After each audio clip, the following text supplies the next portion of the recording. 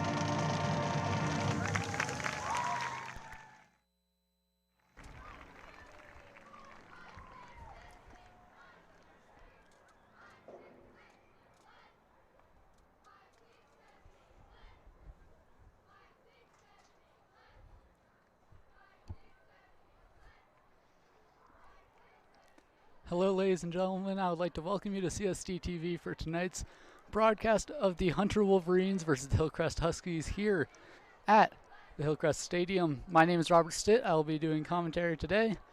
And it is a beautiful day for football. There's a light breeze going as the sun slowly starting to dip down. Now we have a great matchup today. Both teams about evenly matched, both with a 1-3 season, both looking of course for that second win, which has been very elusive for Hillcrest in previous years, as Hillcrest coming off the back course 2 games ago with that massive win against Cottonwood, but both teams taking a major loss last week. Hunter with that 67-7 loss, and Hillcrest with a 14, I believe it was, loss. And, well, it's looking like it's going to be a great matchup tonight. Both teams evenly matched up as out comes Hunter with the head coach Sion Tongi leading the field. As we have, well, quite the show. I don't think you're going to want to miss it here on CSDtv, as Hillcrest, of course, their quarterback today will be Kayvon Houston, who has been an absolute unit. Probably the best quarterback we've seen in at least a few years here at Hillcrest. As for quarterback for the Hunter Wolverines will be Icy Mangafi. He's been a little bit less than Kayvon Houston, but the rest of their offense has certainly proved well, as Hillcrest has really been working on their defense, which showed a bit last game, as They still had some faults, but we're certainly doing better than prior games this season. Hunter, on the other hand, well, last game was a tough game and certainly not one they're going to want to see again tonight. Now, last time these two played was October 12th, 2018, with Hunter winning 46-0. Now, both have lost the first round of their region. Of course, this is going to be quite the game here, as they're really about even. Of course, we're still early in the season, so a win here could change the tide of the season, put either one on the track for a winning schedule, which Hillcrest has not had since 2003. As the team is looking for the coin toss here.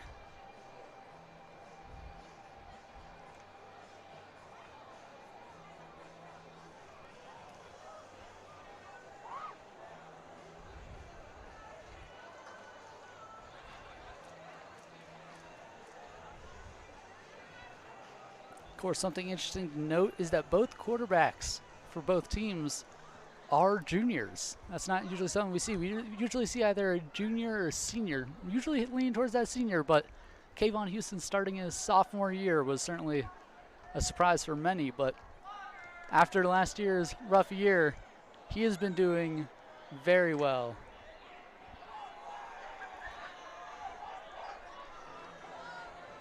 Yo.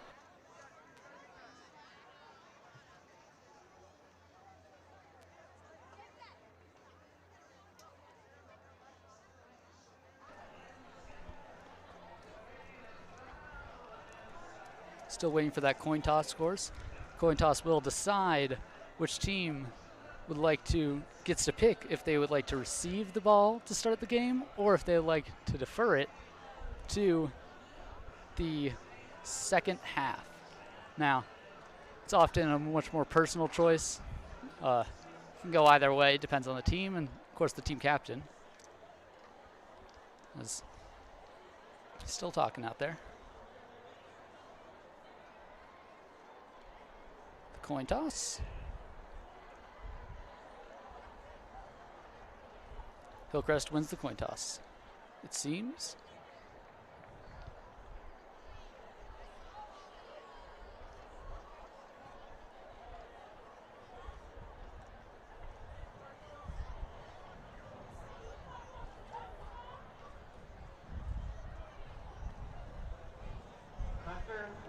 No, Hunter has won the coin toss.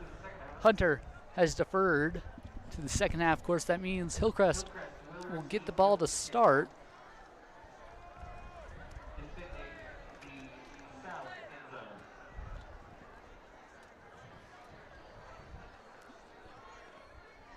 Of course, the Wolverines deciding to take it in the second half. Now, that can often be an advantage when you're going into the second half. Especially helps team morale if you're in a close game. It's always nice to start off with the ball too, as Hillcrest able to start off with the first drive of the game. They get to set the tone, really.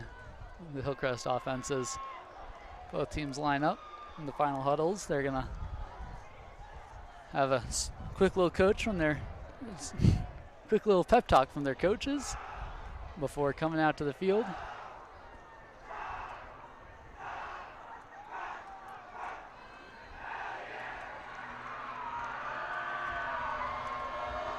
As Hunter runs off the field and to the sound of being booed by the Hillcrest student section. Now, it's a very lively student section as Hillcrest heads to the sideline, getting ready for the first time these two have faced in almost 7 years, sorry. Almost 7 years since the last two played. Of course, this was when Hillcrest was having a very disastrous season, or very disastrous series of seasons. You're watching CSDtv, Kayvon Houston student in the television lead of by Hillcrest students for our We'll see what happens. Of course, Tonight's we've seen a broadcast lot is of brought runs to you from by the Hillcrest this dedicated year, student and producers, Hunter's run camera defense has operators, been, well, and crew members who make nothing special. CSDtv possible. We'll see how they can We're do proud against to be Charlie your student Brown, run who's source for high school currently sports and events. the top This running is back CSDtv. for Hillcrest. As Hunter takes the field. Readying to return for Hillcrest appears to be number 27, Grady Court. Of course, in that game against Cottonwood, we saw some legendary returns by him, as getting more than an average of 20 yards per return is nothing small. Kickoff number 40 will be kicked off by number 84, Holden Hamilton from Hunter. And the game is underway. The kickoff. Hillcrest with the return, looking for options, running backwards, running really far backwards. That's something you don't want to do, and taken down further back from where he started at around the 9-10 yard line. As not the greatest return from Hillcrest to start the game. We'll have to see if that is how that's followed up, as it's from the 11-yard line for the Huskies. Out comes Kayvon Houston for the 5th game of the season.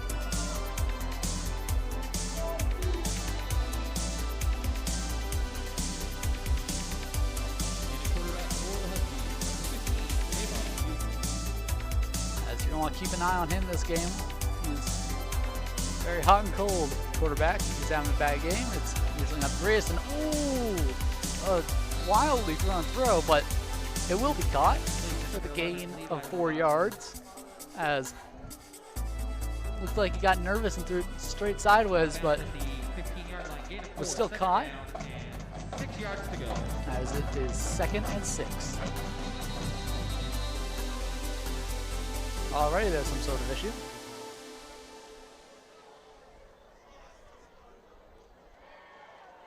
Oh, that's never great to see off the first play of the game. Number 4, Dax Henderson, leaving the field, hopping off,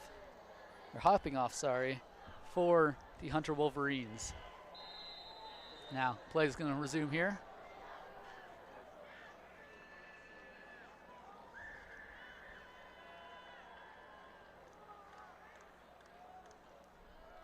They're going to run it. Hillcrest goes up the middle, but is stopped early. Looks like a gain of naught. A helmet is taken off in the affair.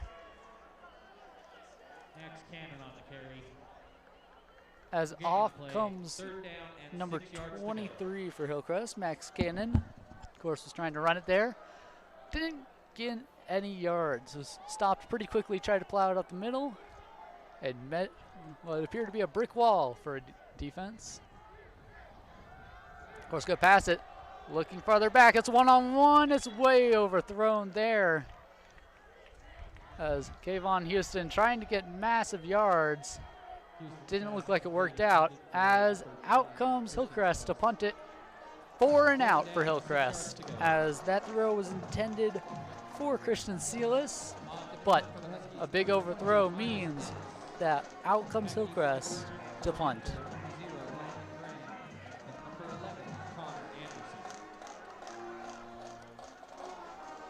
Now, 4 and out is never the way you want to start a game, but of course, it will not certainly decide the game. There's plenty of time left. There's plenty of drives left.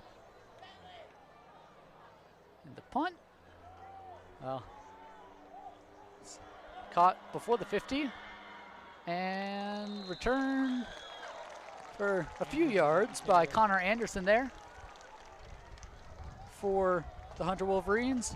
And taking the field for the first time tonight is Icy Moungafi. Of course, he is quarterback for the Hunter Wolverines and expected to lead the charge out here. As let's see what the Hunter offense can do with the ball so early in this game. Of course, that drive only a minute long from Hillcrest.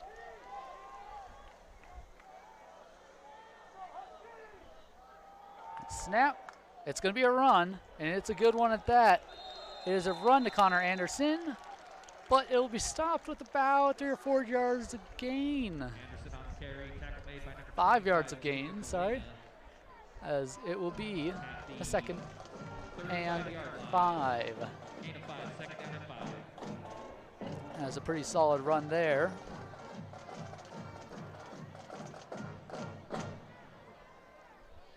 And a quarterback for the Wolverines, number 1, E.C. Mongafi. And running it again is Connor, but he is taken down with a gain of none. As Connor Anderson there. Number 33, Braden Lloyd. No gain on the play. Trying to run it again. 3rd down and 5 yards. And it doesn't work, giving it a 3rd and 5. Let's see if they try another run here again, as they've had a pretty solid running game so far this season, but they also have tended to those short passes. And yes, they will run it again with Anderson, and this time it is not enough. Now they are within field goal range. I wouldn't be too surprised if we saw field goal attempt here. Yes, 4th and 1. What's going to happen? They're on the Huskies' side of the field. And a few players coming off, but it doesn't look like, I don't think we're going to be seeing a kick here. I think we're going to see Hunter go for it on 4th down. Can they get the 4th down conversion? Will they hand it off to Anderson again? As a snap, it looks like it's handed off to Anderson. No! Through goes Mongafi. Quarterback opting to hold on to the ball there, plowing it up the middle and getting, well, more than enough runs to get that 1st down.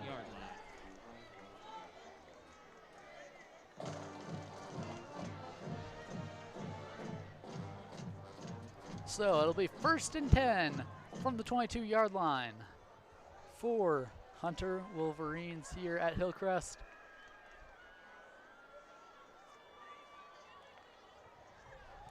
Snap, it's going to be the first short pass. Bounces out of Abbas Away's hands. Could have been a Hillcrest interception, but not fast enough to get there, as it will be 2nd and 10 after the incomplete pass. Of course, that's the first pass for I.C. Mongafi today.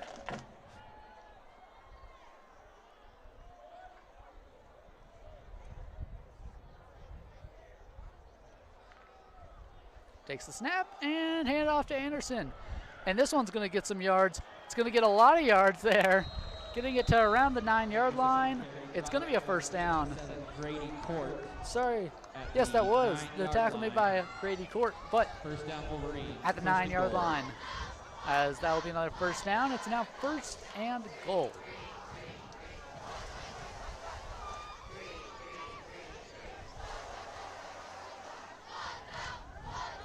Hunter looking to get the first points of the game here.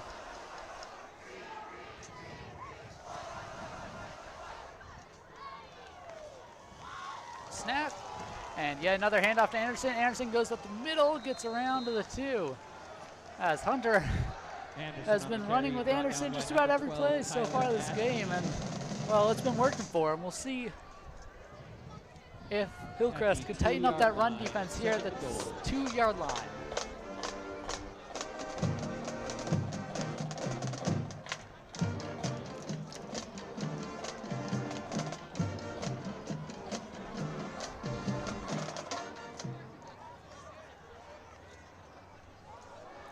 And the tackle, it's not made. And that'll be a touchdown for the Hunter Wolverines.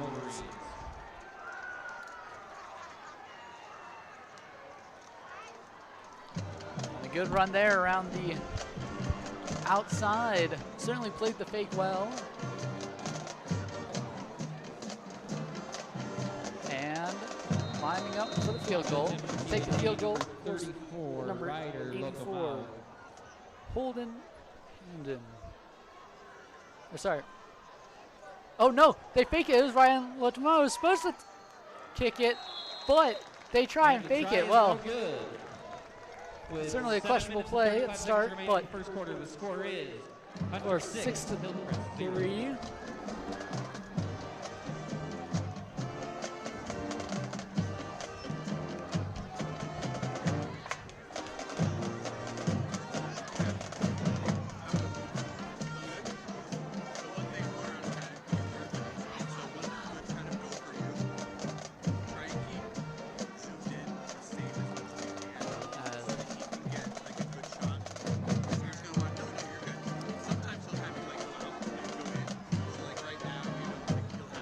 Interesting. I think that's the first time I've seen that this season, at least.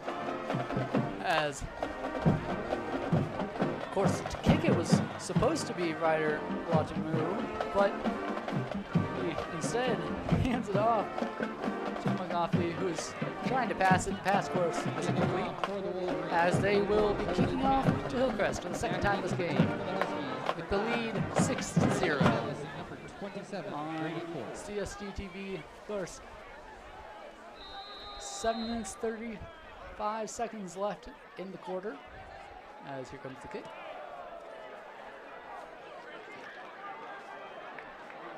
Running it up past the 20. He's going to go past the 30. Gets to around 39. Has a great job done there by Grady Court. Brought down around the 38, 39 yard line. A great run back. He found the gap in the middle. Just drove straight up. 39-yard line. First and 10 Huskies. Now come the Huskies.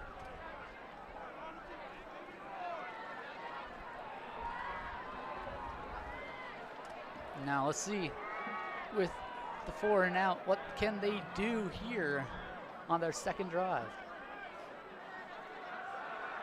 Getting the ball out quick, but it is a bad throw there from Kayvon Houston, diving to try and catch it.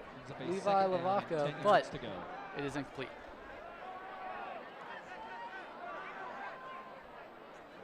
Yet another overthrown pass there from Kayvon Houston. Let's hope the game is not like this for him, but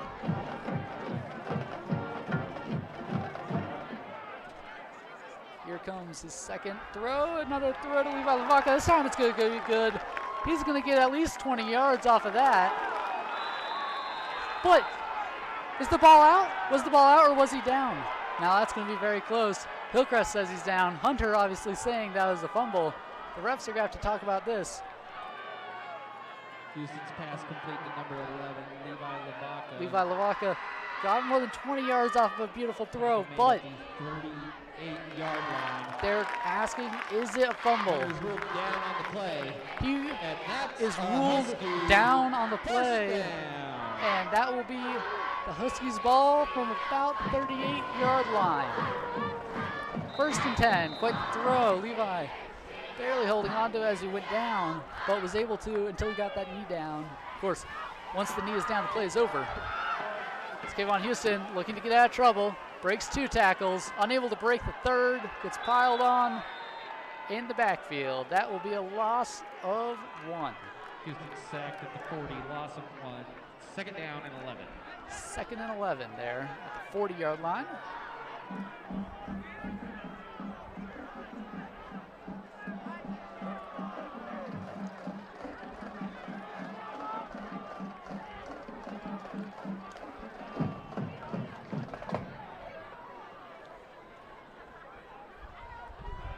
Second and 11, looking deep, finds his man wide open. Kayvon Houston throws it in for the touchdown. Huskies score off a big throw from Houston. Beautiful play there. As what a throw.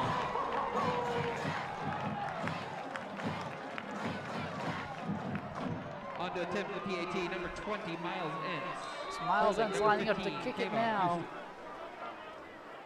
Let's see if Hillcrest responds with a fake. I'll be surprised. I haven't seen him do it yet this season. Of course, it would be interesting. And the kick goes straight through the uprights. Hillcrest leads at their own stadium 7-6 over Hunter 23 seconds to go in the first here quarter. The score on is CSDtv. 7, the Wolverines 6.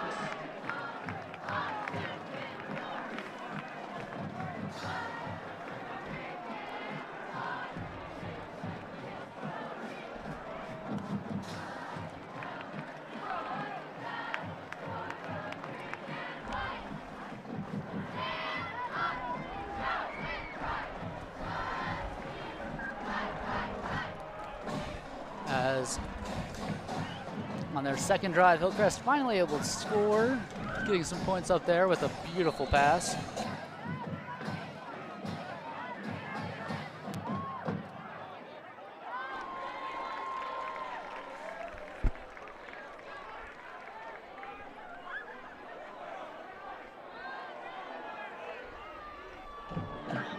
As Hillcrest comes out to kick it off. Number 20, Miles Ents, back deep to return for the Wolverines. Miles Ents, after scoring the point after, And number 11, comes out to kick it off now.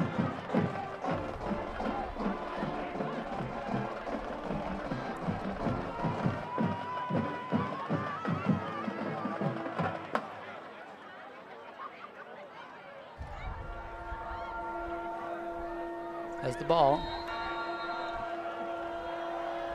is taking flight over to the Werewolves, or sorry, the Wolverines. But the ball's out, the ball's down. Hillcrest is calling it for themselves. Of course, unlike a punt, the ball is live the whole time. After a kickoff, it looks like Hunter was able to keep control of it. But we're still waiting for the call. Hillcrest says it's theirs. But even with that, out comes the defense. As a close call there for Hunter and the Wolverine. Yes, Hunter and the Wolverines. 27-yard line. As it'll be their ball from the 27. A good kick there. He left it short, and Hunter were unable to really get their hands on it until it was on the ground, giving Hillcrest ample time to get in there. And the snap. And yet again, it will be Anderson running with it. And yet again, Anderson will get plenty of yards with it. Looked like it was about 8 or 9 yards. Number 12, Tyler Ashby. As Ashby was able to put a stop to it, but certainly further back than Hillcrest would have wanted. 37-yard line. Of course, their running defense not looking great here to start the game. First and 10, Wolverines.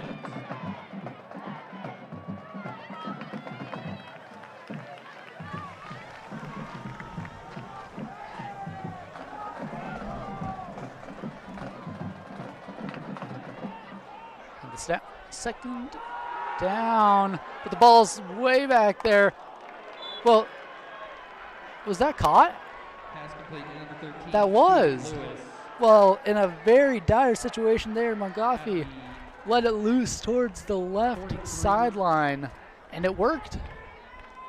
Second down. It was a diving catch 40 there. yards to go. It is 2nd and 4.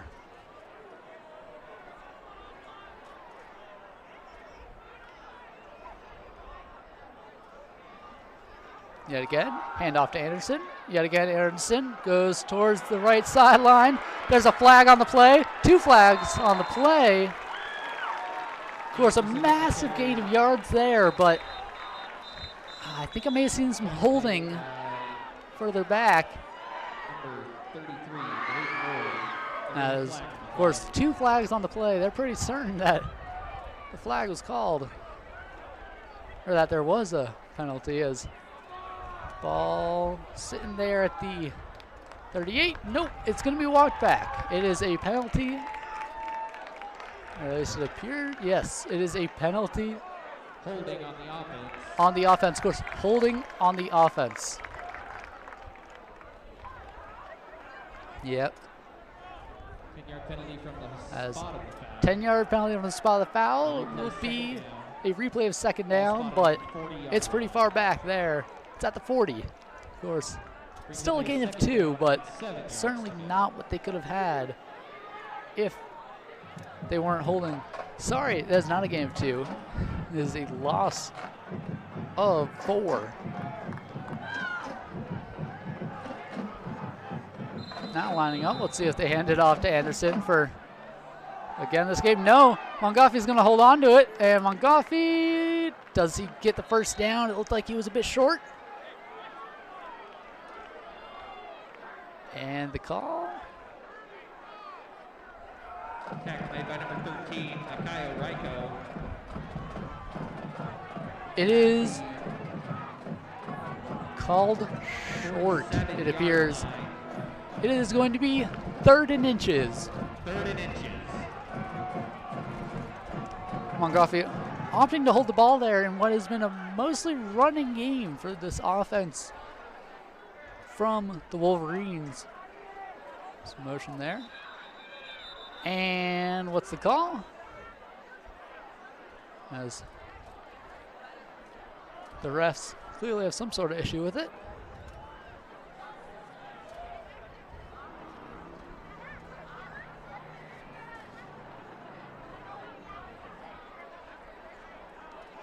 Well, there's some discussion. There was, of course, I didn't see a flag thrown, so I'd be surprised if it ends up with a loss of yards, but it would not be unheard of. As, without any explanation, the game's called back into play. 3rd and inches. Snap. Yet again, a handoff to Anderson. Yet again, Anderson gets the first down with some yards to spare.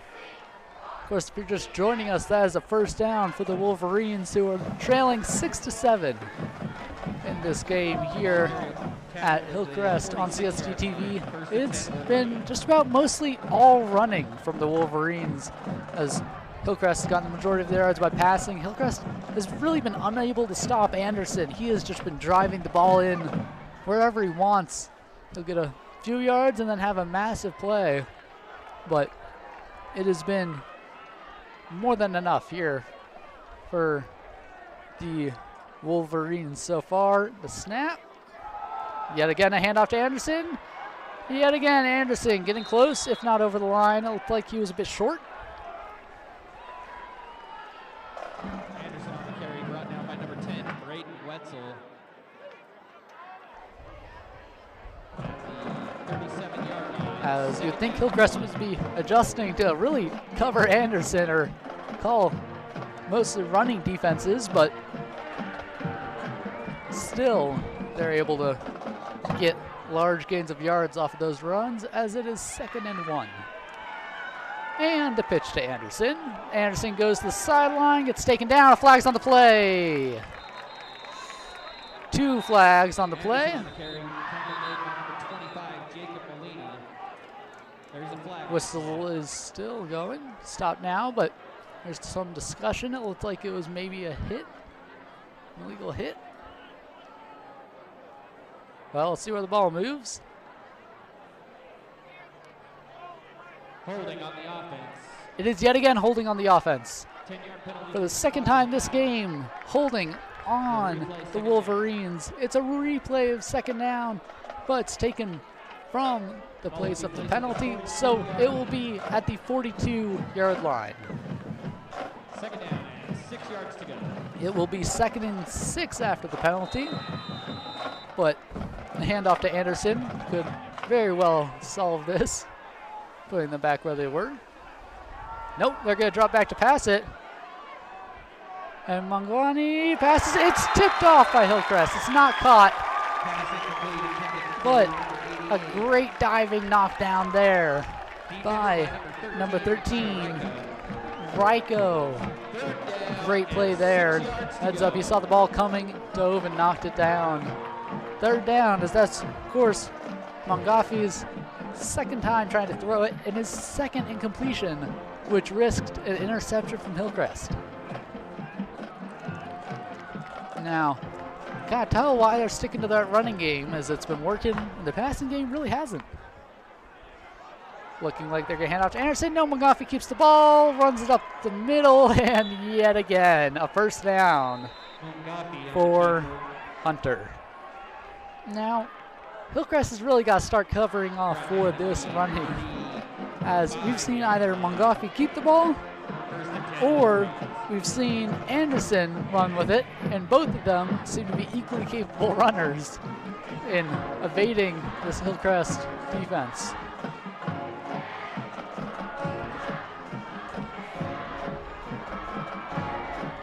As less than 3 minutes remain here in the first quarter, the snap yet again to Anderson. Anderson taken down just short of the line of scrimmage. It will be a gain of naught. 2nd and 10. Hillcrest finally able to put an end to one of Anderson's runs here in what is Hunter's 2nd drive of this game. It has been quite a long one at that.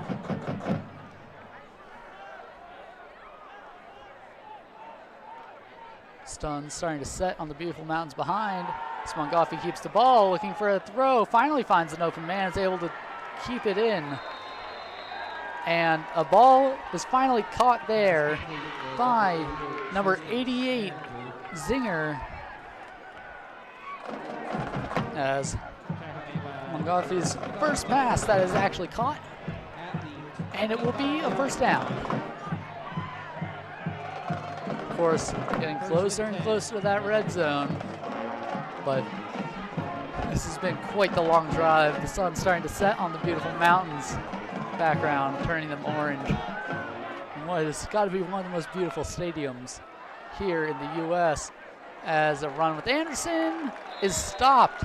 Hillcrest looking like they could be adjusting. I don't want to call it early, but it looks like they're tightening up that defense.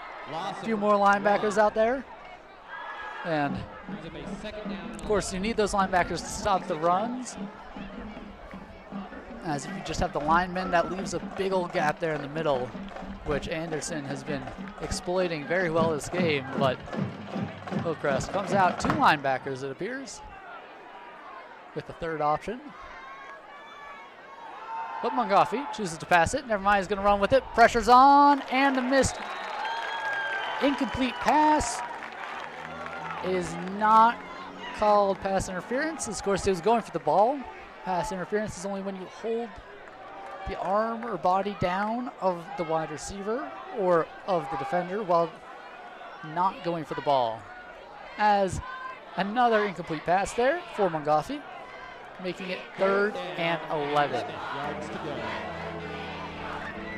3rd and 11. They need a play here on the Hillcrest 26-yard line.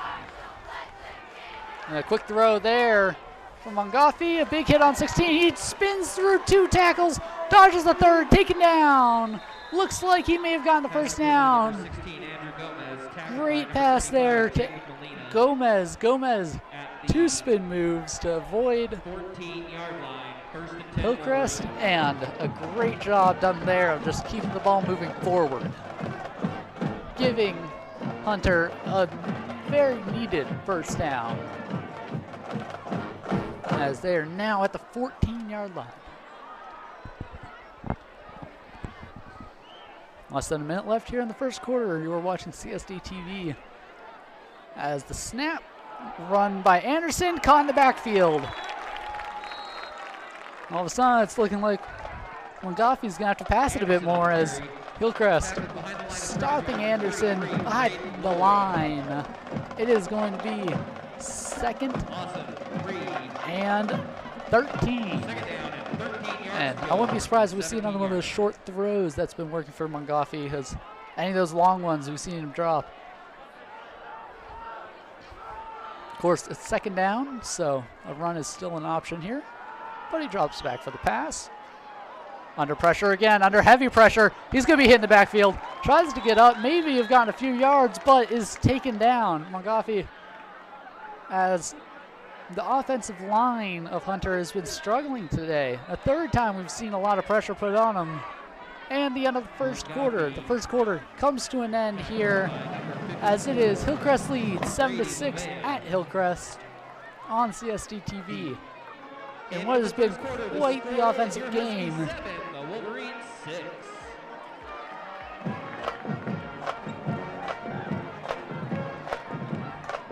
As Hillcrest leads the first quarter.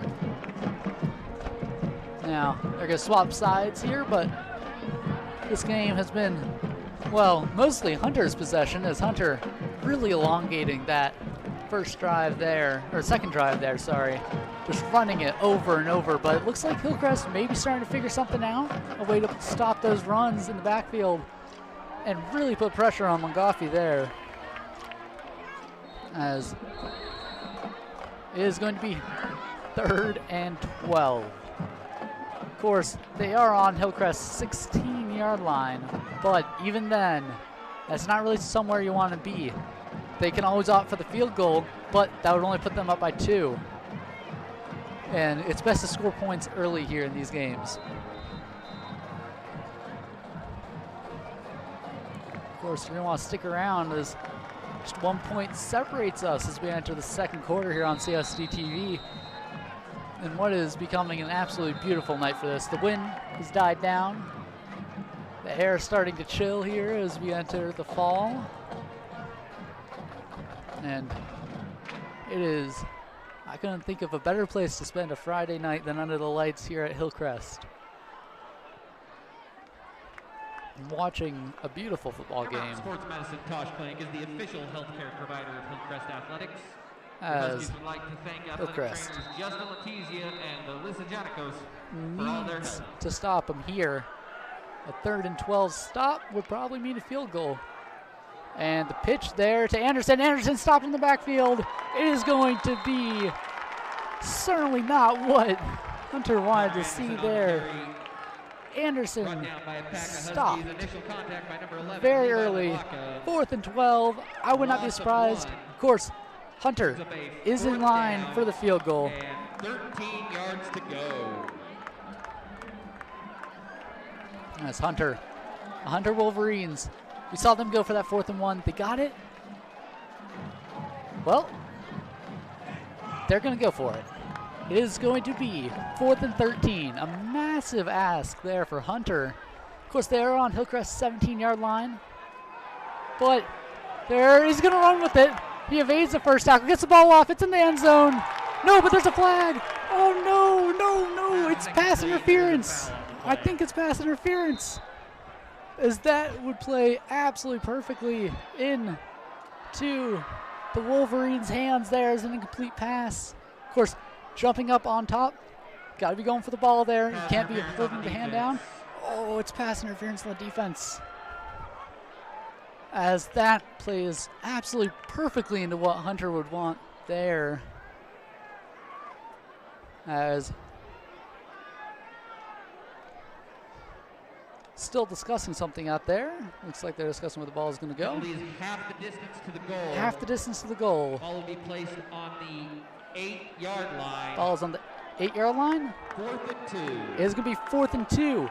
Well, it's still a 4th down conversion. This time, they only need 2 yards. So it's going to be a much, much closer, much easier, especially if they play a run here from Anderson. Yep, a run from Anderson is not stopped. He goes into the end zone. Touchdown, Anderson Hunter. Touchdown, Wolverines. Well, it was a very close call there for Hunter, but they're able to turn in what is an almost 10-minute long drive here into points. Now, I would certainly be surprised if they faked the point after, but you never know, as trying to fake the first point after showed us.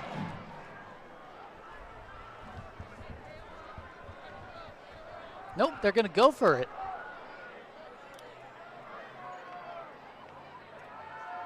And incomplete. Knocked off the helmet there. No good.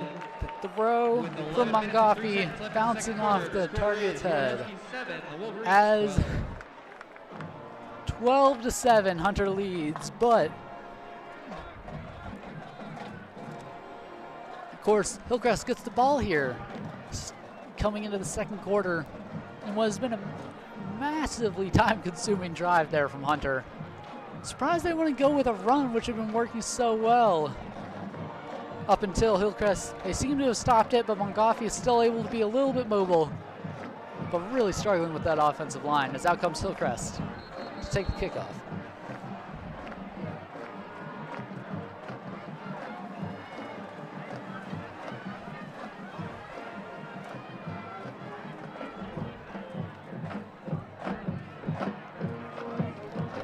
Of course, now it is 12-7 here on CSDtv.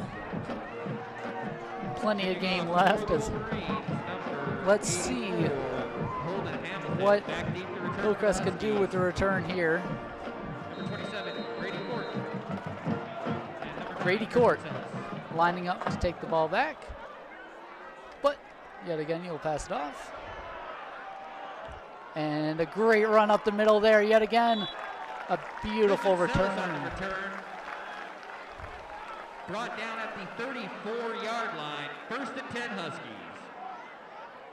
As getting up to the 34. Beautiful return from the Huskies yet again, just running straight up the middle, and it's been working on these returns.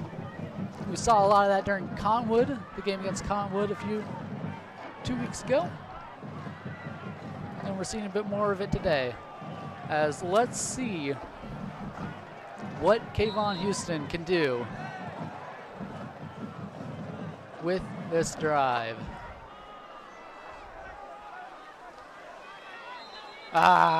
Nope. That's a flag. That is, someone jumped. I can't tell if it was the offense or defense first, but everyone was moving before that ball. Even Kayvon Houston, I wonder if the center didn't get the message, snap it, or if Hunter jumped off the line a bit early.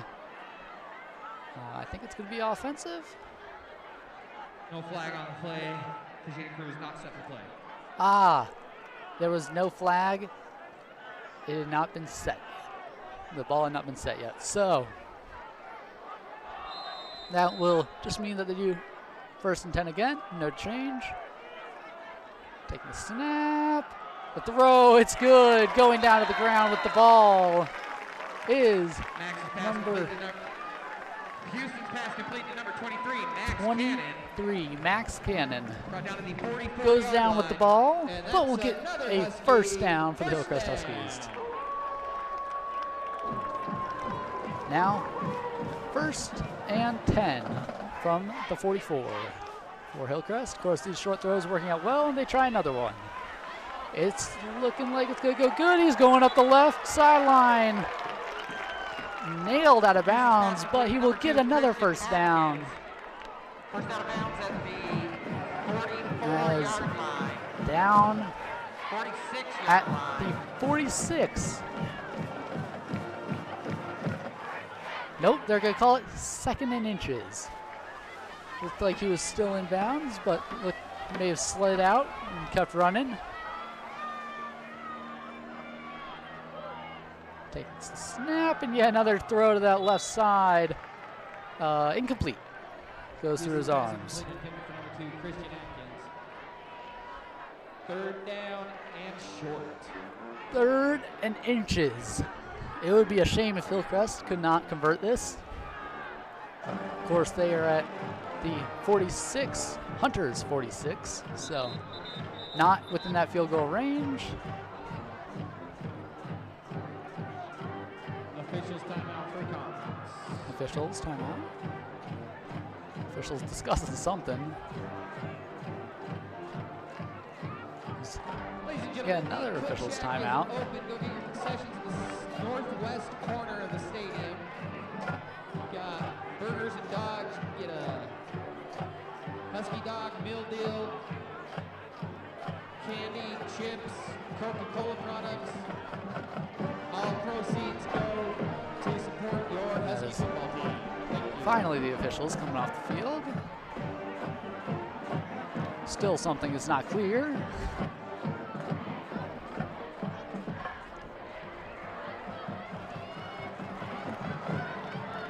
Some pretty serious confusion. It's called a 1st down for Hillcrest. Is that what it is?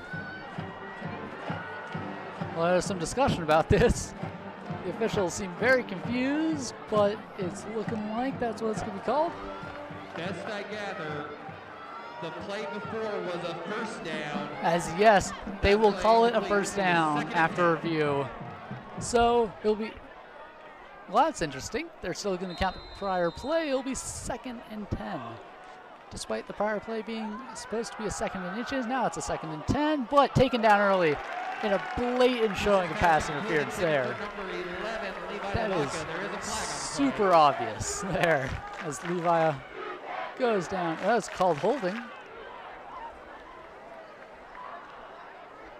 Holding on who, most importantly, as it's like Levi went down very early there. Of course, you're allowed to interact with the wide receiver, fight with them, but only for the first 5 yards. Holding on the defense. And it's holding on the defense, of course, when you saw Levi go down there. It is a 10-yard penalty. That'll give Hillcrest a first down, if I'm not mistaken. 36-yard line. The chains are moving. As yes, that is a first down. Of course, you cannot hold or fight with the wide receivers. Kayvon Houston running with it. Looks like it is going to be a loss of 1. Brought down at the 36-yard line. 37-yard line, loss of 1. 2nd and 11. As it's 2nd and 11 here for Hillcrest. Got the ball off quick there. Of course, 10 minutes left on the clock. And they're able to move the ball twice as far as Granger did in this time. Not Granger, sorry. Hunter did in this time.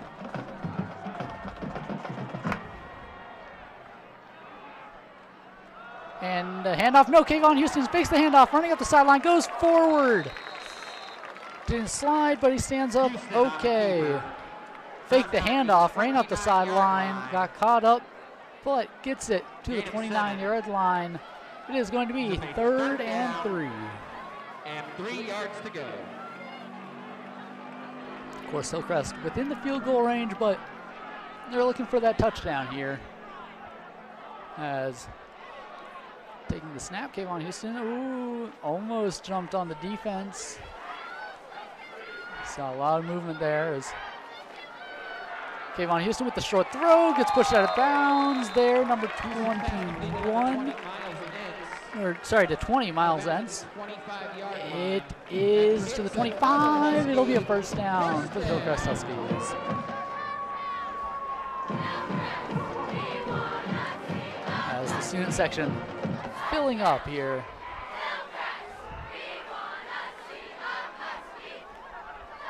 And it's a first down for Hillcrest. 1st and 10. Dropping back, throwing deep. It's going to be double coverage, but it's caught. A huge pass there from Kayvon Houston. Pass to 11, Levi Lavaca. A beautiful deep pass there, 25 yards to Levi Lavaca, caught in the end zone despite double coverage. Going right over the coverage ahead. Touchdown, Huskies.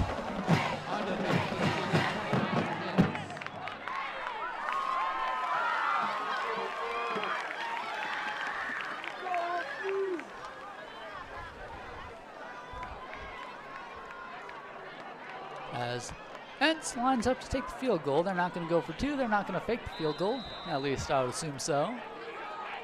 We'll have to wait until the field goal is taken to see, but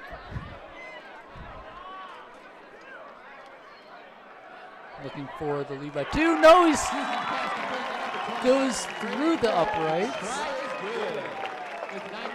Still tackled in the backfield. Hillcrest. They did fake it. As it is 15-12.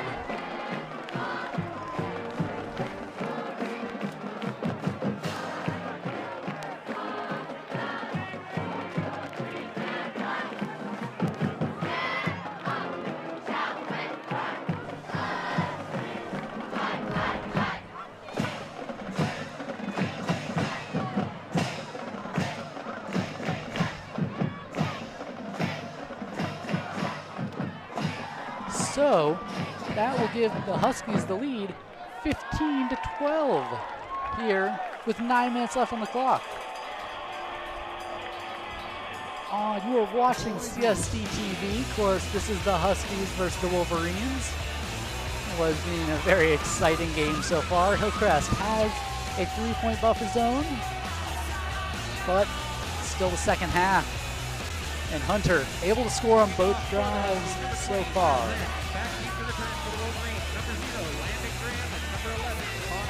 You're watching CSD.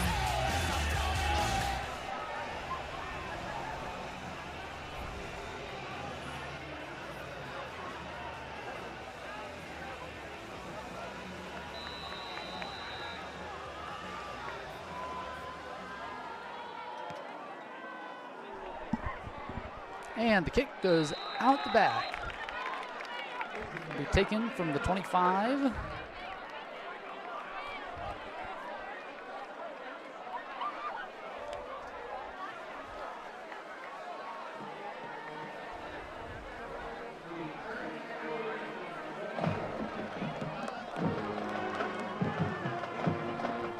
As, of course, the ball from the 20 after being taken out the back.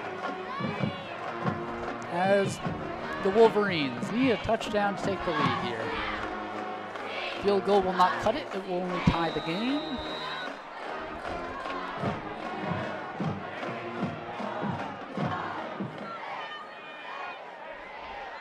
The snap. It's a handoff yet again to Anderson. Anderson caught, but he's able to break through. Gets 4 or 5 yards maybe. Can't be more than 6. Forward progression is called. It's going to be around the 25.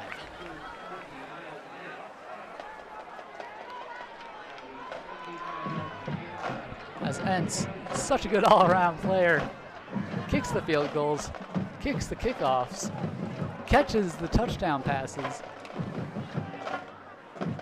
and is able to make the tackle there. I mean, what more could you ask? And that handoff to Anderson, yet again gets a few yards. Oh, but there's a flag on the play. I didn't see anything off, but of course, obviously the refs did.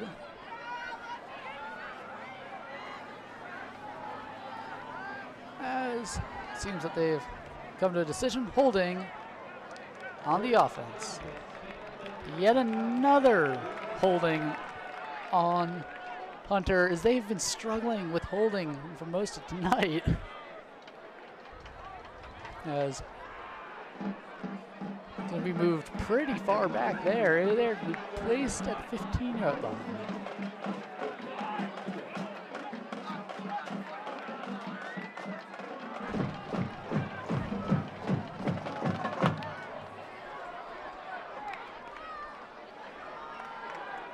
And breaking through, but he is put under pressure. Will be tackled behind the line.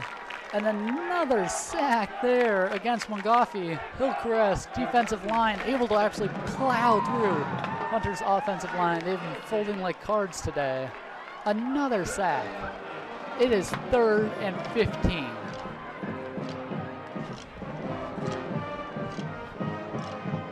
As, of course, I would be surprised if it was not a throw.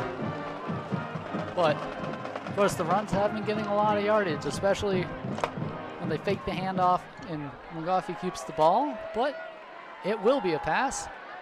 There's an open man on the left, throws it dead center, it's intercepted! Hillcrest ball, is it? Incomplete. 23, Max Cannon picks up the ball but drops it down, and that will be 4th down.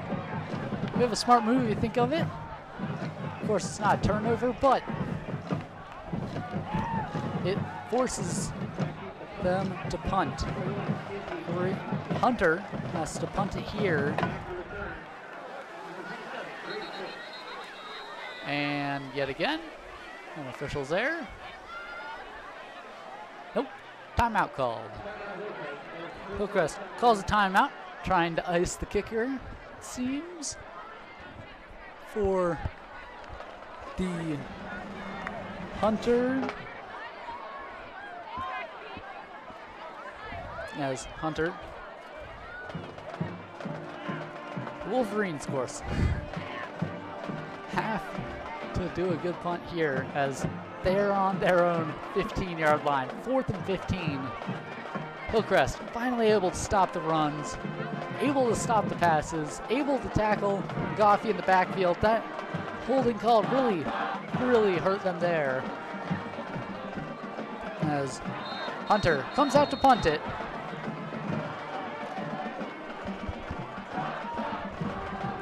The student section absolutely packed tonight here at Hillcrest.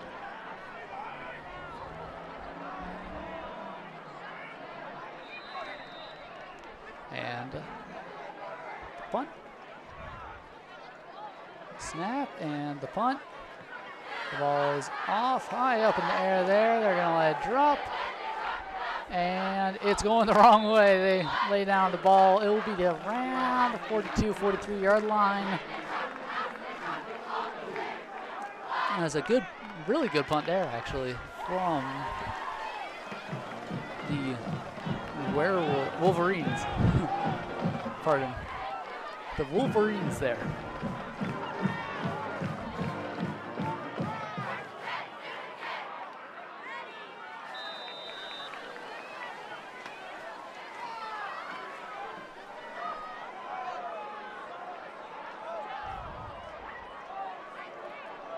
And yet again, Hillcrest comes out on offense. Let's see what they can do here. Of course, starting from their own, from Hunter's 42. Wolverines running with the ball. Kayvon Houston crosses body, takes the jump. Ooh, was it in bounds? It's going to be a close call. Did he get, of course, you need both feet inbounds for it to count, and it looks like he did. A great pass there, and an incredible catch. Huskies take the first down. It will be 1st and 10 for the Huskies from the Wolverines 22. Ooh, and a massive jump there. Another defensive error from the Wolverines.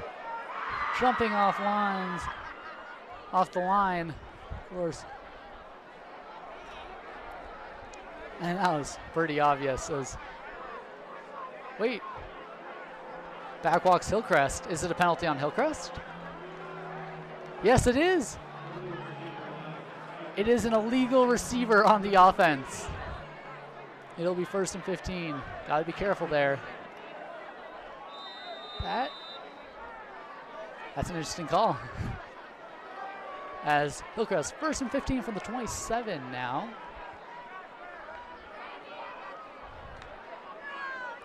Takes the snap, drops back, the short throw to the side, it works yet again. Ooh, lines up for a big hit. Drives himself right in the middle. As Max Cannon takes the ball. It'll be 2nd from the 21, 2nd and 9. A great short pass there. He lines up and just took the hit. Was able to keep control of that ball.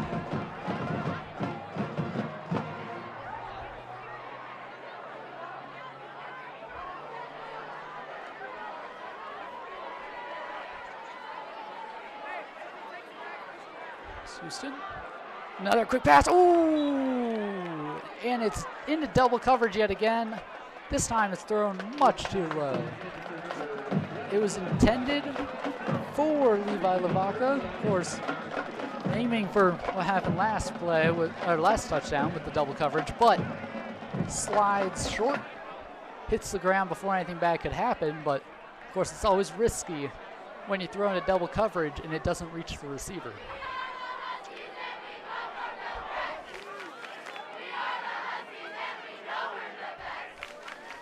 6 minutes left in the quarter. 3rd and 9 here at Hillcrest. You're watching CSDtv. Kayvon Houston throws across his body again, finds open man. He's gonna run around. Does he get into the end zone? It looks like he does. Touchdown, Hillcrest. As that looked like it was to Levi Lavaca, I believe. We have a replay. Replay in 3. So let's see that again. A beautiful pass there.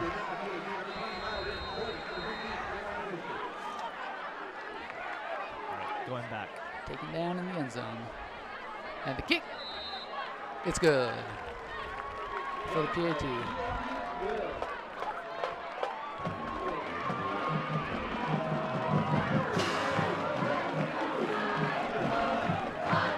As Hillcrest leads 22-12 here at home. Of course, plenty of time left on the clock for Hunter to do things as they only trail by 10. And it's the first half's not even over yet here on CSDtv.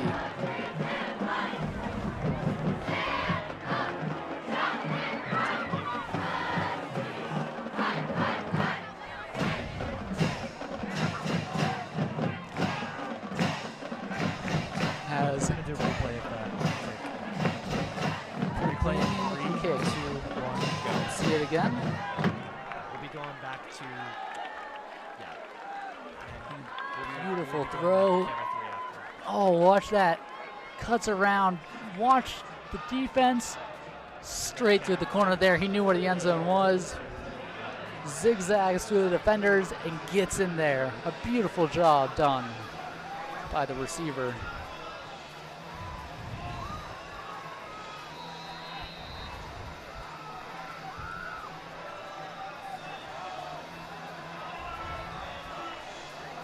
Less than 6 minutes remain here in the second quarter. Let's see what Hunter can do with this ball. To return it is Landon Graham, but he drops the ball. This is not good for Hunter. Oh, never mind. He's going to go to that right outside line, but he's tripped up.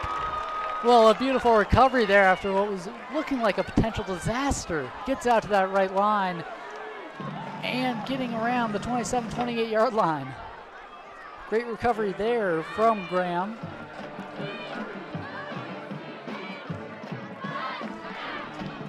And if it hadn't been for him getting tripped up by a diving Hillcrest defender, he would have probably had a decent shot at the end zone there. And I don't think I could think of something that Hunter would like more than a quick touchdown.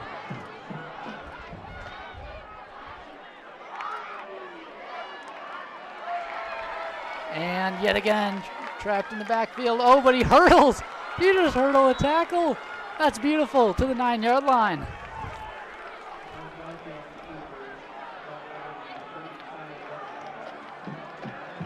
As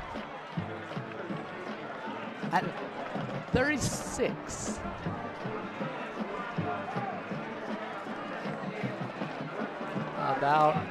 It's going to be a 2nd and 1. As hurdling over a defender there. Of course, the defender was down, but nonetheless able to evade the tackle.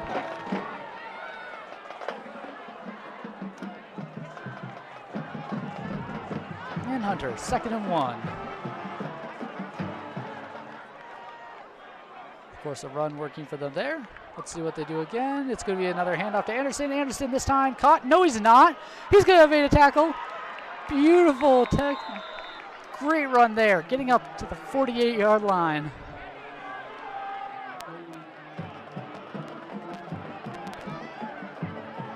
And a great job there, able to confuse the defense right up to the 49. As Anderson able to get a few more good runs. Let's see if they do it again for their first down here on what is looking to be another potentially very long drive. A handoff. It's not to Anderson, sorry. It is to number 26, Tongi. Of course, that is Sion Tongi. His brother also on the team, not out on the field, it looks like. But a gain of 3, which is a positive run. Of course, a positive run is when you gain more than 3 yards, 3 or more yards, as 4 of those would make first down.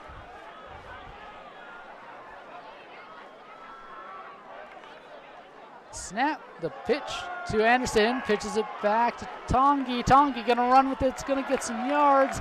It's not gonna be a first down, taken down just short as a double pitch. Interesting play there.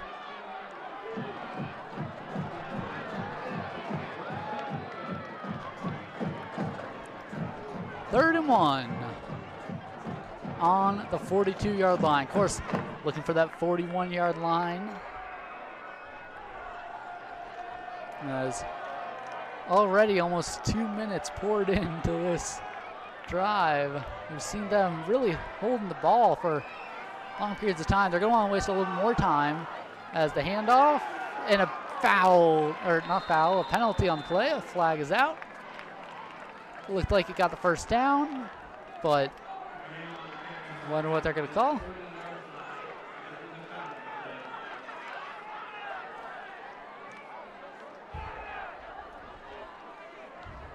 As, of course, the officials must discuss it. See if they all saw the same thing. Well, it doesn't look like they did.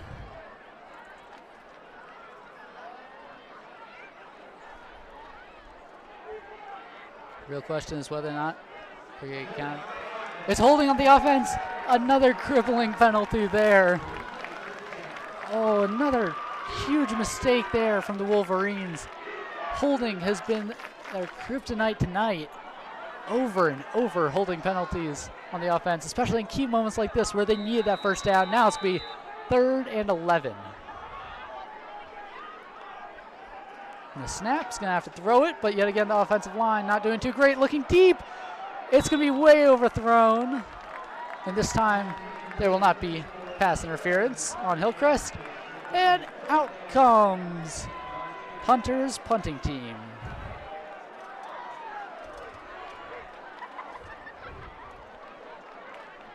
Well, certainly not what Hunter was looking to do with the ball there, as really needing to respond to that touchdown, leaving 2 minutes 50 seconds for Hillcrest to score after this punt. Of course, we've seen Hunter really enjoying these fake plays here. I wouldn't be too surprised if we see a fake punt. I mean, 4th and 12, certainly when you're on your own side half the field, not the time to risk it, but it's always something you don't expect. He's gonna fake it. He's gonna fake it. No, he's punting it. It goes to the sideline.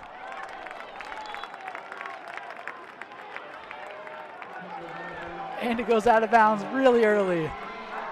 What were they thinking there? As panicking and kicking it. Another fake play gone very wrong for the Wolverines.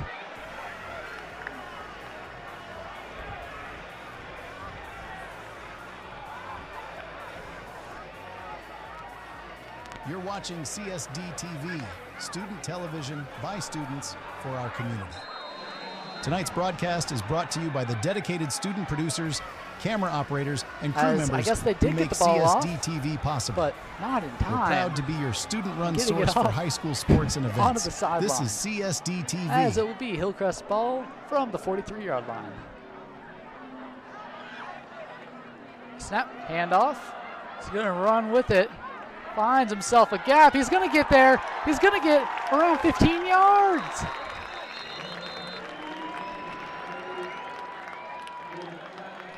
But there is a flag. Of course, never celebrate too early. 15 yards potentially, but we'll see what they call. And Hillcrest walking back. It looks like it's going to be on Hillcrest. Yes, it is. Bobby, holding on the offense. All right, we're going to do it. Okay, replay in 3, 2, 1. That's a great handoff, but Camera 1, yep, holding right there. See him go under the shoulder pads. Not allowed. All right, taking camera 1. You're all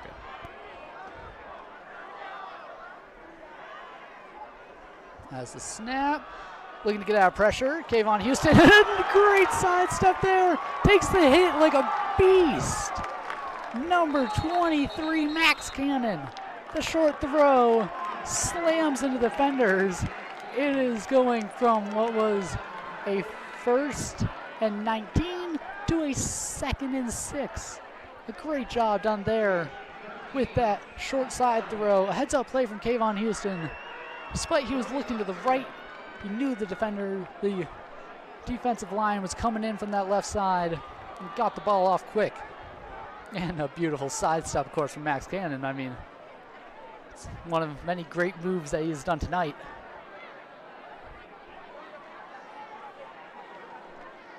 Snap. Oh, Kayvon Houston running with it. Throws across his body yet again. And yet again, doesn't really work. As the pass for Lavaca this time goes down. 3rd and 4. A run certainly is in the playbook. And now may be a good time to call it. Of course, 3rd down and a run. Usually a bit risky, but 4 yards is certainly a feasible amount. Here, of course, Hillcrest wants to get that time really ticking down. 1:33. They don't want to give Hunter too much time. It's the short throw there, taken out of bounds. The pass was to Miles Entz, and it will be taken at the 45. Of course, the clock will stop. Less than 1:30 left here, but the Huskies will get their 1st down. It's a good play. Really looking, because they don't want to give any time left if they do give the ball back to Hunter. They don't want any time for Hunter to score. Of course, they want the time to tick down there. Selling the fake is Kayvon Houston, but it will be a gain of 0. Forward progression. Anyone? As I got column, no gain. 2nd and 10. Yep, forward progression. So if you start getting dragged back like that by a defender, you'll be called from where your furthest up position was. So, of course, he got up to that line of scrimmage and got dragged back, but the ball will be called down at the line of scrimmage. Kayvon Houston runs with it yet again. Oh, but he's in trouble this time. Throws it out of bounds. On a 2nd and 10. It's going to be 3rd and 10. Kayvon Houston was running with it, but the Wolverines able to just close down that edge, get in front of him. He wasn't able to move too much with it, and it will be 3rd and 10 for Hillcrest. Yeah, another incomplete pass. Really not what you want when you're trying to take down the time. Wouldn't be too surprised if we see a run here, just to get rid of some time.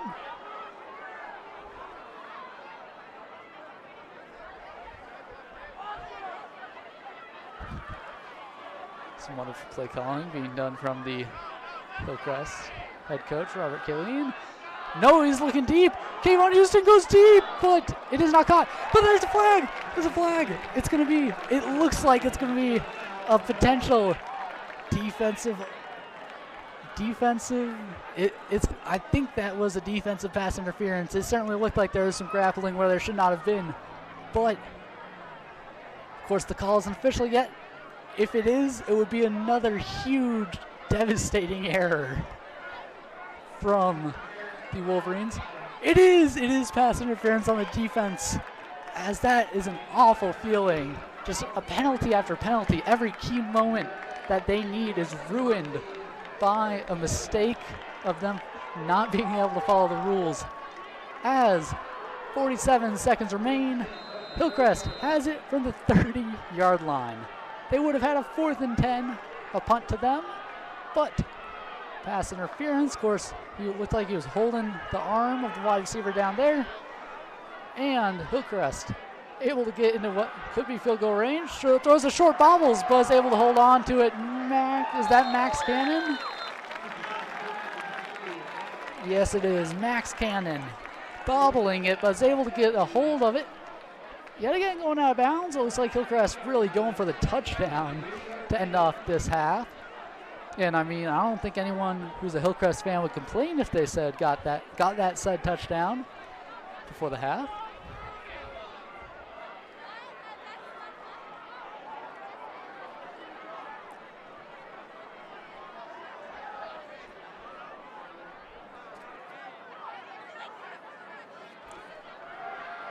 Snap.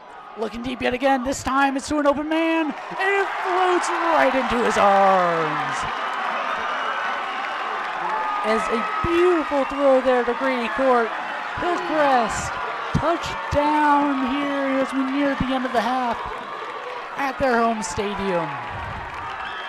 Another beautiful floating touchdown pass, just like a butterfly into his arms. Easy catch, and lining up for the point after is Miles Entz, of course. And it goes straight through the uprights. No, wait, no, it does not. It didn't.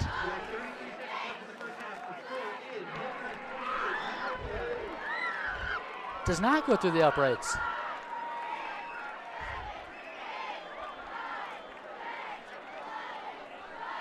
Did it go a bit to the left there? Of course, from where I'm standing, it looked like it was in, but according to it is not. It does not go in.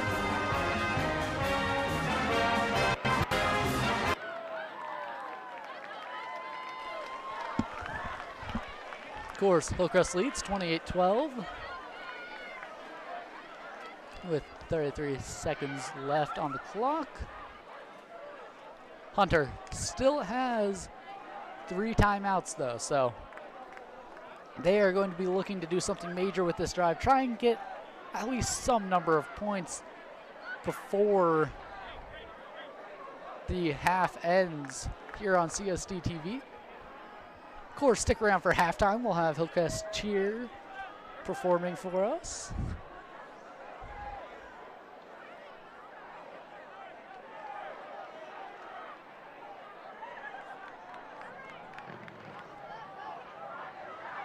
Kicking off for the Huskies, number 20, Miles Entz, back deep to return for the Wolverines. Number As Entz, after missing the field goal, lines up to kick it off.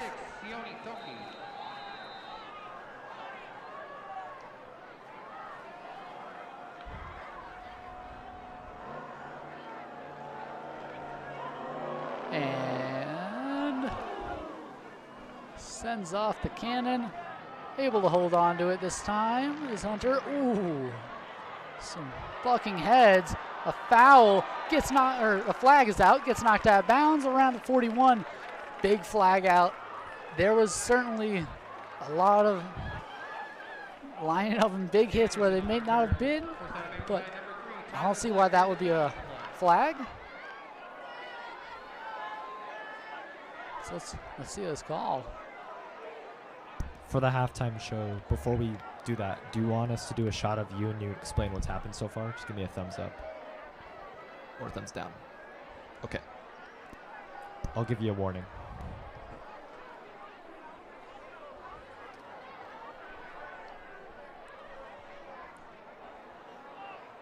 As personal foul, targeting. Ah, yes, targeting. So that is a targeting on Hillcrest. Of course, that's what we saw when they were bucking heads. So targeting is it's a call solely for the safety of the person with the ball or another player. It's when a tackle is led by the crown of the helmet. Now, this is very illegal as it leads to major neck injuries and concussions. Something you don't want to see, of course, at his high school level. And it's a massive penalty, but for good reason. So it's a huge red flag there. You cannot do that, as it will now be Hunter's ball from the 45. They have 25 seconds to get into field goal range here at the very least. They do have 3 timeouts. And of course, after the half, you get out of 3. If they get refreshed, you can have 3 for the first, 3 for the second. So Hunter gonna want to use them here. Still some ball has not been placed yet. There we go. Ball is placed.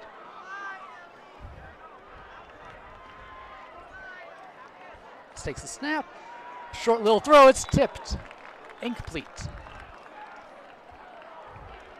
McGoffey trying with throw, but it is tipped off the fingers of a Hillcrest defender. It will be 2nd and 10.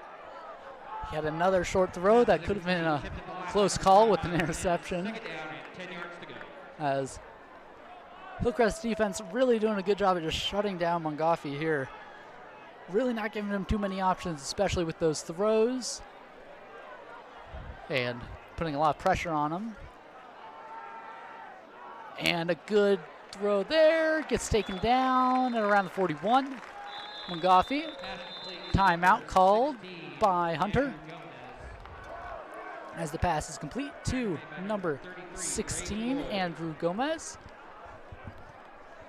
As yet another pass to Gomez complete, but still Mangafi not with the positive, I believe it's below 50% completion average so far for this game. Usually not something you want to have as a quarterback. That's really not a good sign, but that also is a big symbolism of the offensive line. Not really holding up too well tonight. Hillcrest defensive line able to plow straight through most cases, as we've seen a lot of Mangafi getting caught behind the line. 3rd and 4 from the 39. Whilst they are technically within the field goal range, it's still a really risky call, especially here at this high school level. Your field goal range is looking a lot closer to the 30 with high school kickers.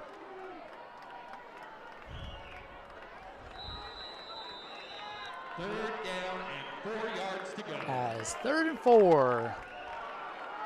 Time is ticking. Throws it deep. Looking to the end zone. It's a Hail Mary. Almost intercepted. It's knocked down.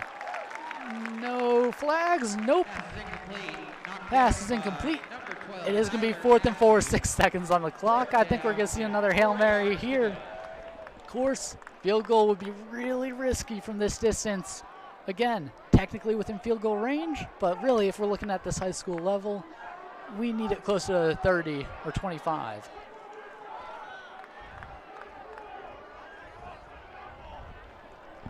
As it's 4th down, 6 seconds on the clock.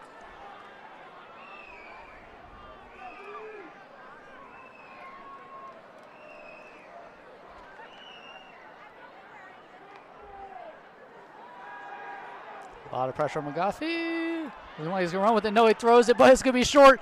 Is that? No, it's dropped down as incomplete pass. That will end the second half. All right, Robert, Or the first 15. half, sorry. First half comes to an end. It is 28-12 here. 5, It is 4, 28 to 3, 12 2, here. 1. And Roger. it is a beautiful night under the lights here at the Hillcrest Stadium. Now, we have seen in this second half a big change at the Hillcrest defense. They have really been able to stop these runs from really progressing, really able to hold up Anderson and Mangafi, and obviously catching Mangafi multiple times, sacking him behind the line. And their offense has been finding good passes. Kayvon Houston, a key player. It's so great that he's so maneuverable. He's able to get around the pocket, get out of the pocket, run with it, get out of the pocket, throw with it, of course, running across those body throws. And we've just seen him unleashing floaters that land perfectly in the end zone there, as it is 28-12. Of course, stay with us as we have a great halftime performance. And when we come back, the second half, it's still anyone's game here on CSDtv. You're good. And that brings us to halftime here at Hillcrest High School with the Huskies and the Hunter Wolverines battling it out on this exciting Friday night. Welcome to the CSDtv halftime show.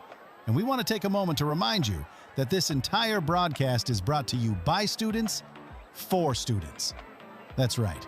From our camera operators to our graphics team, from our play-by-play announcers to our production crew, this is all student-run, showcasing the incredible talent and dedication of our broadcast journalism and media production students. Our student broadcasters have been here since early this afternoon, setting up equipment, testing cameras, and preparing to bring you professional quality coverage of tonight's game. This is real-world experience in action, as these young professionals learn the art of live sports broadcasting while bringing you all the excitement of Friday night football.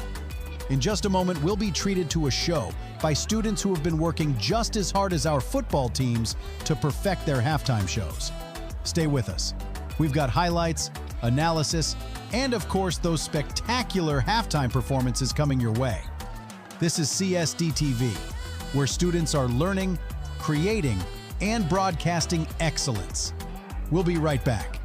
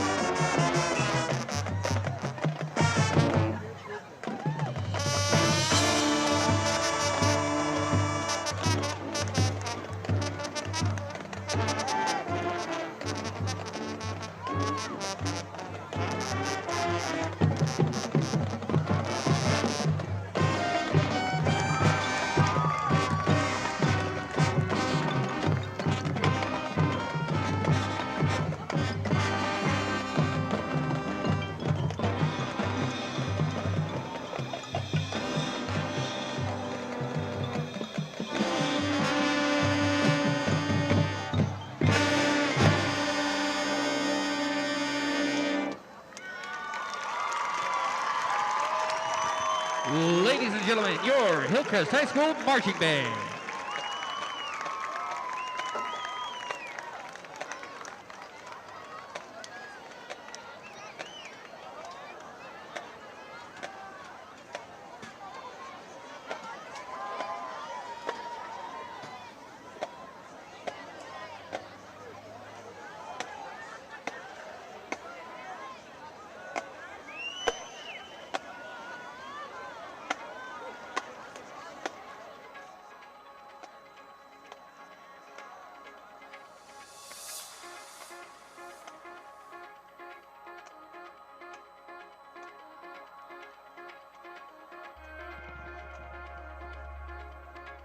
Ladies and gentlemen, put your hands together for your 2025-2026 Hillcrest Cheer Competition Team. Hillcrest Cheer is under the direction of head coaches Annika Shearslick and Amelia Vincent and assisted by Berkeley Strong and Skyly Bray. The Hillcrest Cheer team is led by head captains Miley Trost and Ava Adamson. They're excited to perform tonight for you under our Friday night lights. Make some noise for your Hillcrest Cheer team. Go Huskies!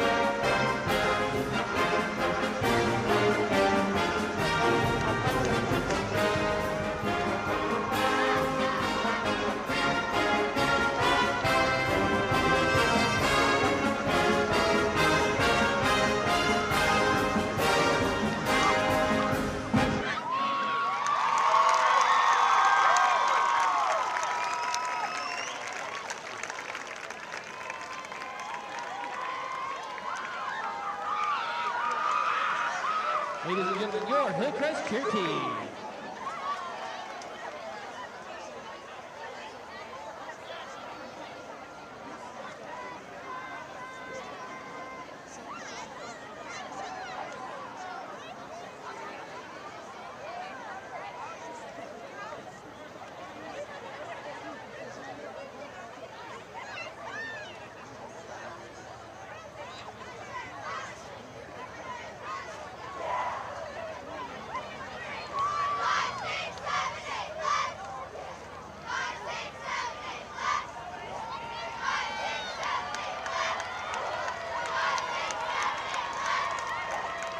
Ladies and gentlemen, please welcome to the field your 2025-2026 Hillcrest Drill Team.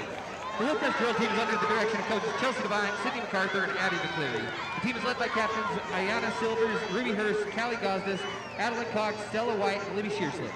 This year's team is made up of 27 amazing, talented young women. As reigning back-to-back state champions, the team strives every day to embody the team's motto, champions on and off the floor. This year's theme, Stand as One, inspires us to stay united in all that we do so we can stand together as one team, beautiful and strong. Tonight, the team will be performing their palm routine, Turn Up the Energy, choreographed by Epic. Huskies, put your hands together for your drill team.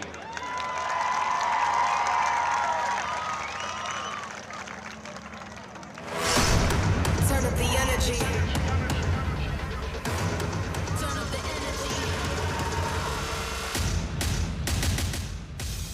Turn up the energy.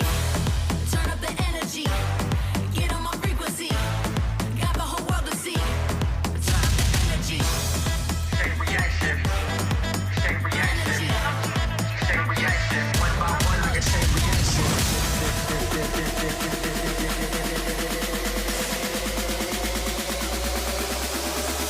What you want, let's make it happen. One by one, like a chain reaction.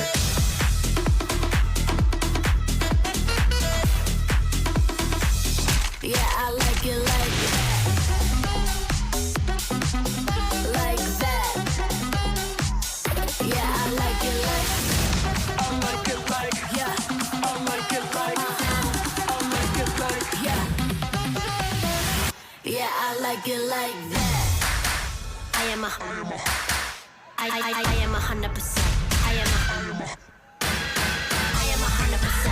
I am a. I am 100%. I am a. I am 100%, and I'm only getting better. I am 100%, and I'm only getting better. Turn up the energy, get on my frequency. Yeah, are you feeling me? Turn up the energy.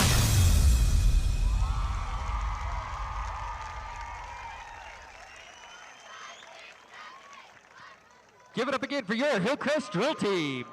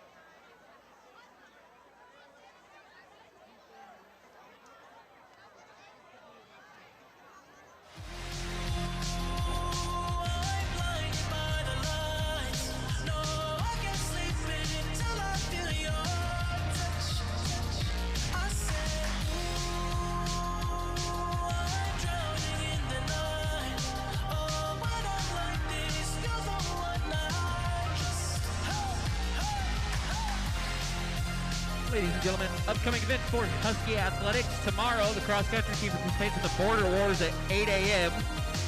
And next week is homecoming week. Tuesday, girls soccer hosts Taylorsville at 3:30.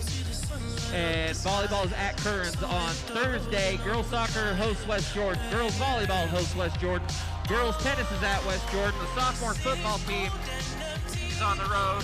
And the burning of the H, followed by Friday night's game. Ladies and gentlemen, please welcome back to the field your Hillcrest Huskies.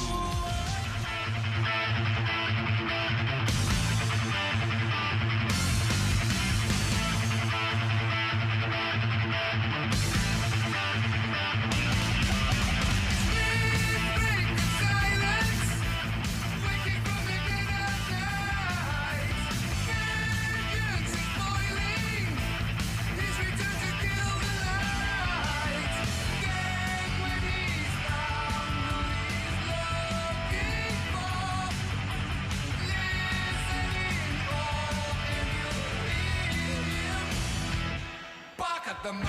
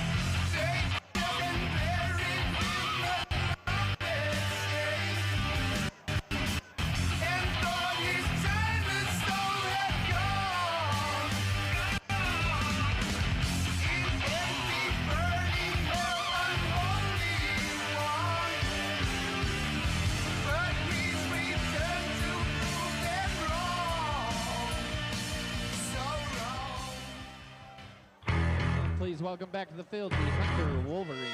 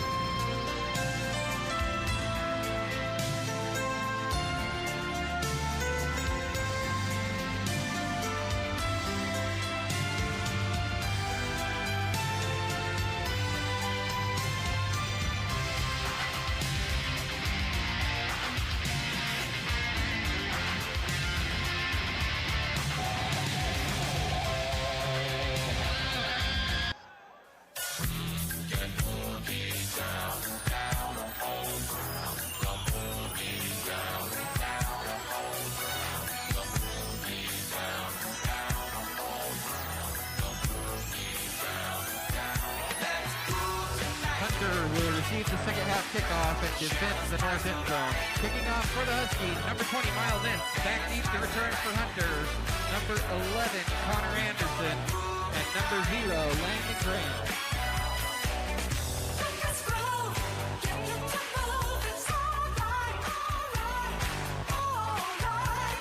Hey, mama said the way you move gonna make you sweat, gonna make you groove.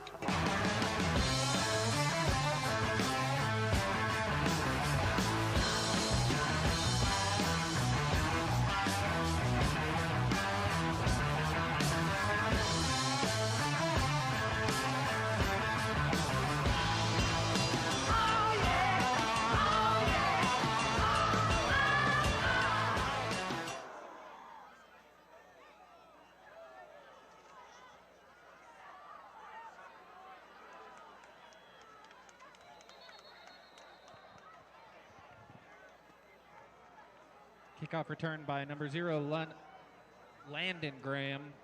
Forced out of bounds at the 41-yard line. 1st and 10, Wolverines.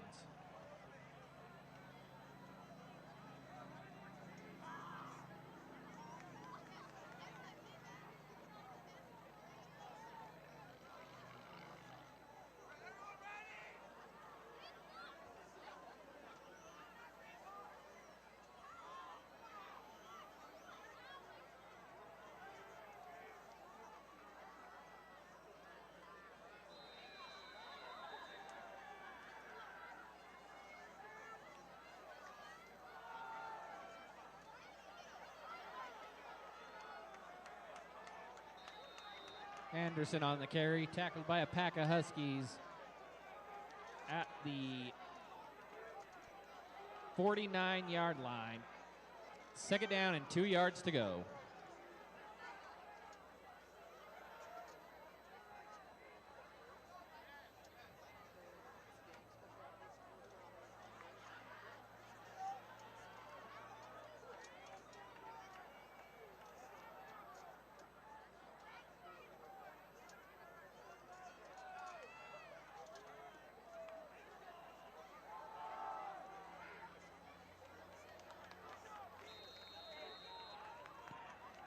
Anderson on the carry, gain of 1.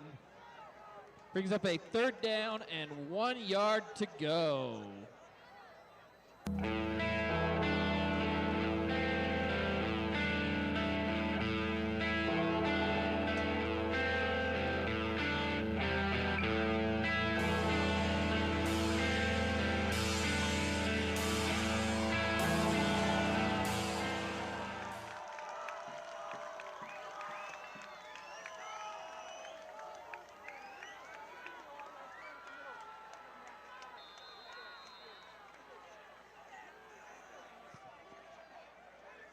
Anderson on the carry, brought down by number 11, Levi Lavaca, at the 37-yard line. 1st down, Wolverines.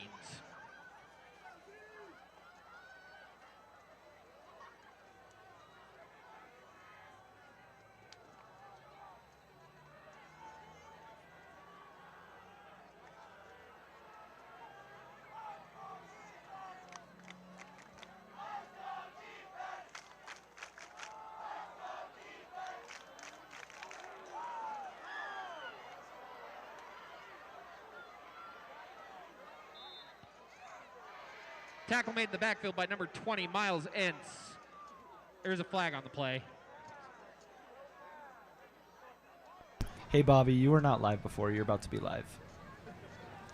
Sorry. There is no foul on the play. You're good. You're on. As actually, there's not a flag. It Tackle looked made like what would be at a horse the collar, but it's not going to apply here. 37-yard line. Tackle No for gain. 47, no gain. 2nd and 10. Really big grab by the collar there. I'm wondering why that wasn't a horse collar. Of course, that is when the person is tackled solely by the collar of their jersey, and it is usually a huge cause of ACL tears. And that is McGoffey panicking, looking for a way out, and he cannot find one yet again down at the line of scrimmage. As McGoffey struggling, huge loss of 1 there, 3rd and 11. As there's some serious damage being done to Hunter here. 3rd and 11.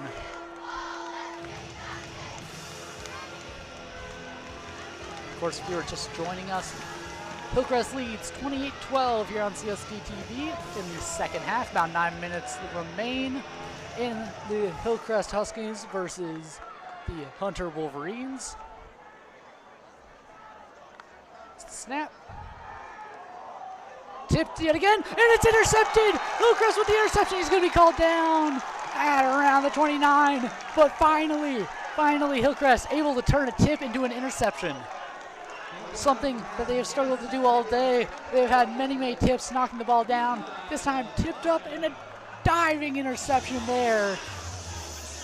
A beautiful diving interception there from Levi Lavaca.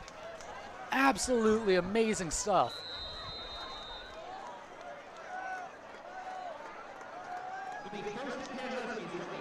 First and 10 from the 29. Again, we see McGoffey stuck there in the backfield, panics, throws it way too low. It's been the story of the night so far. It's the 5th time Hillcrest has tipped it. I believe it is the 5th time. And for a quarterback, that's the big problem. As short throw intended for Levi Lavaca, incomplete.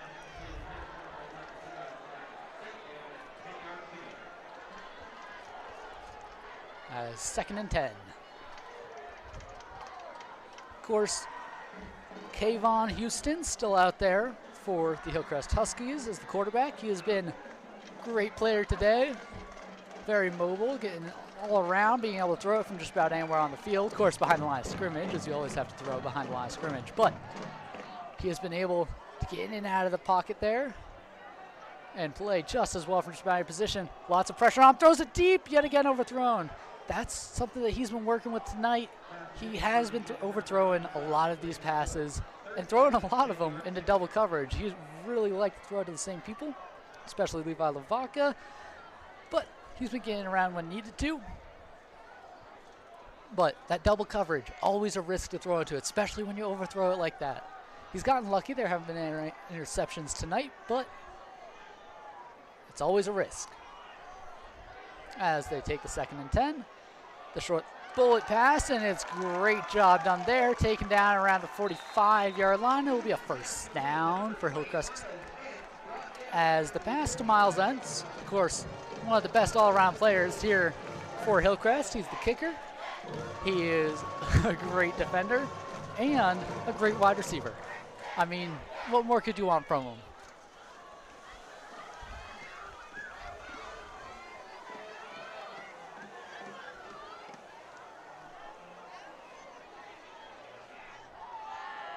Snap, another short pass, and yet again, Hillcrest plows in the pass. They'll call forward progress. Of course, forward progress, you get as far up, you start getting dragged back. They're going to call you as far as you were before you started dragging, before they dragged you back. So, the ball's going to be called down at the 50-yard line there. Perfectly in the middle of the field, I may add, as 5 yards to go. 2nd and 5 for Hillcrest. As second down conversion been pretty good. As is that Kayvon Houston running with it? No, he fakes. Yeah, he did hand it off. Well, that's a beautiful fake from Kayvon Houston. Certainly got my eyes off the running back. As Cannon gets to the 48-yard line. 3rd and 3. The 2 threes up on the board. As running for the snap.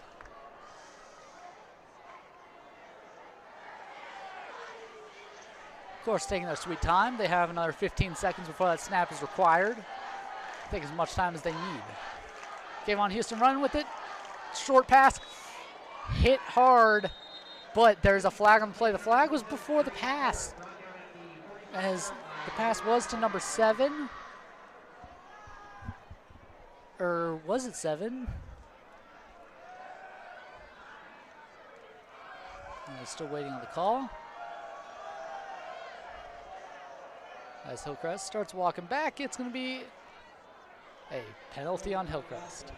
Holding on the offense. Of course, you saw it before the throw, so it's going to be 10 yards from the spot of the foul. Of course, replay of third down from about the 40-yard line, it looks like.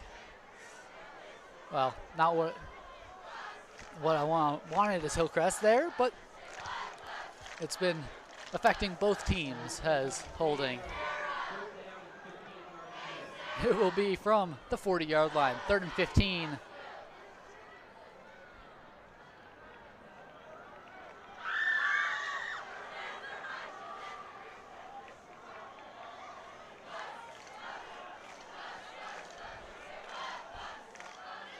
Still some communication going on between the refs.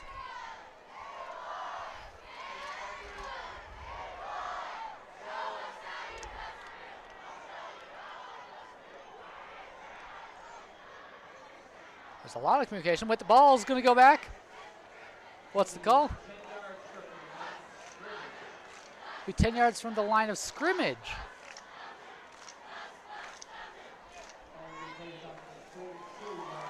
Well, that's a very interesting call.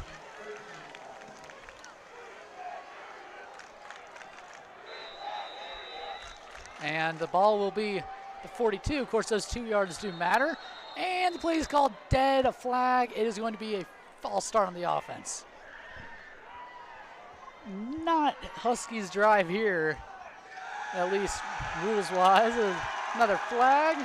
False start on the offense. 5-yard penalty, and that will bring them back to the 37. Well, it is now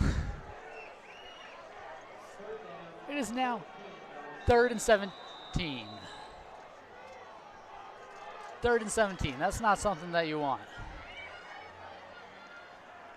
especially after having that 3rd and 3 so close. Before, take the snap.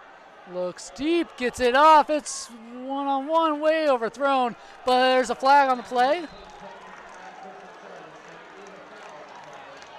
The flag is out. I didn't see much, but clearly the refs did. We're going to talk a little bit about it, but if it's another flag on Hillcrest, that could be, well, certainly very unfortunate for them, to say the least. As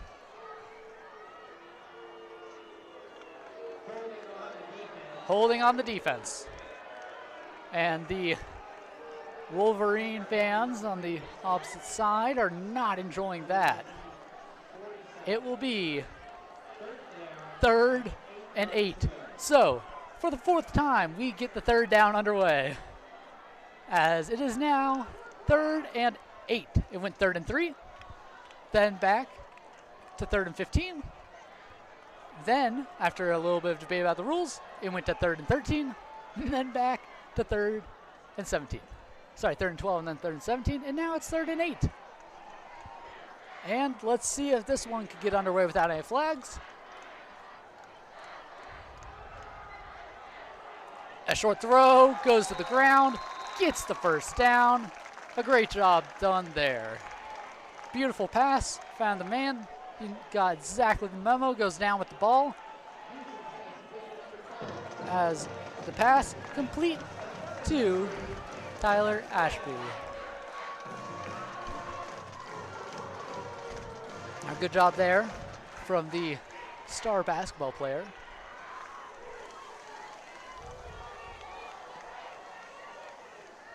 Snap, fakes the handoff. Play action, stiff arm there, dodges a tackle, but is going to get dragged back. Going to be called for progress at around the 40, but what a good job done there. 50, doing a little bit of pushing after the play, but no flags will be thrown. And a great catch, and what a stiff arm. I mean, we have seen both the tight ends and the wide receivers being able to just get out of the way of these tackles, especially on Hillcrest. And it's been such a joy to watch. Of course, less than 6 minutes left here in the quarter on CSDtv. Plenty of time left for either team. As Houston, oh, it's bobbled, it's dropped. Of course, Incomplete pass. He had not established control over the ball. You got to catch the ball and take, I believe it's 2 steps with it to have established control over the ball, or at least hold on to it when you go down, which he did not. So it will not be a fumble. It will be called an incomplete pass. 3rd and 5.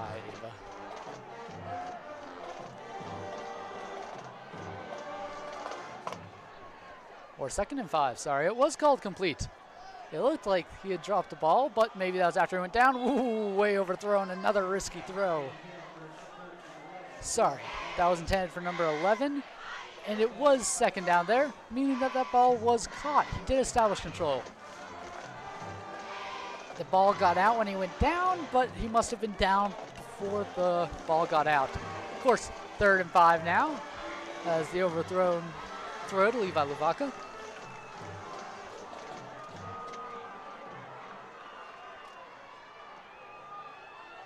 Yet again, stands up Houston, asking for the play, takes the snap, what?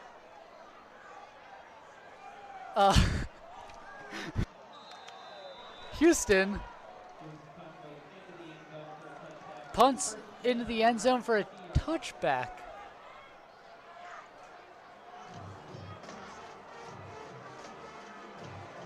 Well, out of all the plays in the world, I was not expecting that one. That really caught me off guard, but I guess Hillcrest saw that they may not convert it and decided to have the quarterback punt it on 3rd down. Very interesting call.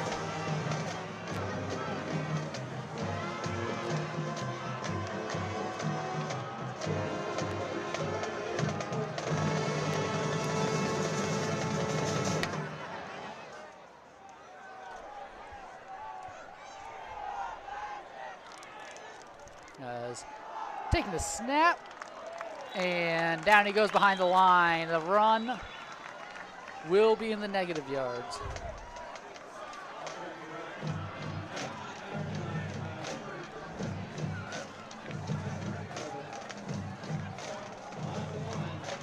That is a loss of 1 there from Ryko, sorry.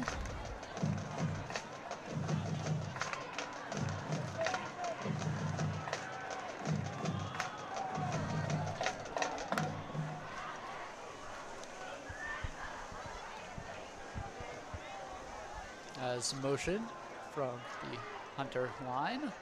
Shifting over to the left. Ooh! And that is a jump from the Huskies on defense. Or at least that's what it looked like. The flag was called down before the play, so it may be an offensive penalty. Of course, I only saw Hillcrest jump. That doesn't mean somebody jumped off on the offense. Let's see what's the call. Picked up. It's an illegal receiver on the offense. Of course, that motion must have been illegal as bringing over an illegal receiver. And that will be a 5-yard penalty, making it 2nd and 16 from the 14-yard line. Running in the backfield, McGoffey under heavy pressure. He's hit. Oh, but he got the pass off. Oh, he breaks the tackle. An incredible series of events there. McGoffey double covered in his own backfield. Hands were on him when he threw the ball. The ball, he got it out and it throws it up there. Always risky, but trying to just negate the sack. And it's caught. It's caught for a positive gain of yards at that. It is 3rd and 8. As very seemingly lucky, but who knows, maybe McGoffey had it all under control there. 3rd and 8 for the Hunter Wolverines. As the snap to the Wolverines, right over 12, number 12, Thales. Head over his head. He's able to get his arms up, but he doesn't get his arms on the ball. Looks like it may have bounced off his hands, and nothing else. it becomes 4th and 8 on their own 22. They've got to punt it here. A fake punt, which we've seen them do earlier in this game, well, I would personally strongly advise against it. Of course, I'm not the coach, but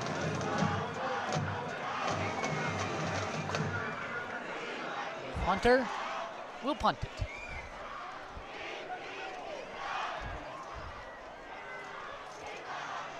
Of course, unlike Hillcrest, it will not be the QB who punts it.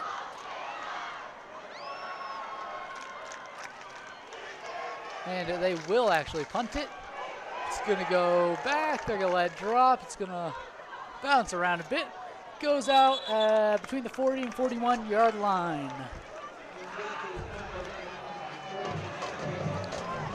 As that was McGoffey, sorry, he was the quarterback. I'm saying that it was not it was not a quarterback punt play, it was a normal punt play. But yes, McGoffey is their kicker for the punts. Has a good punt as well, getting around 30 yards for the punt, maybe even a little more. As Hillcrest seems to be arguing with the ref or something, not happy with that last play. Of course, Hillcrest offense still comes on to the field, but some argument over the rules is going down. Snap. Houston drops back, a short throw, a great job. It's going to be a first down, taken down with about 13 yards. Able to hold on to the ball. Looked like it could have gone out, but he was down. As the throw to Miles Entz is complete for the Husky first down. Of course, if you're just joining us here on CSDtv, the score is 12-28 with the Wolverines trailing the Huskies in the third quarter with about less than 2 minutes, 40 seconds left on the clock here. Under a beautiful night sky and some beautiful lights here at Hillcrest.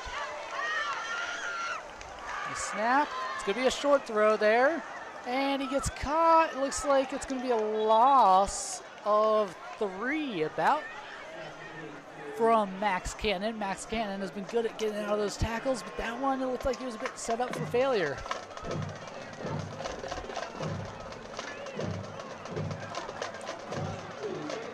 And it's a loss of 2.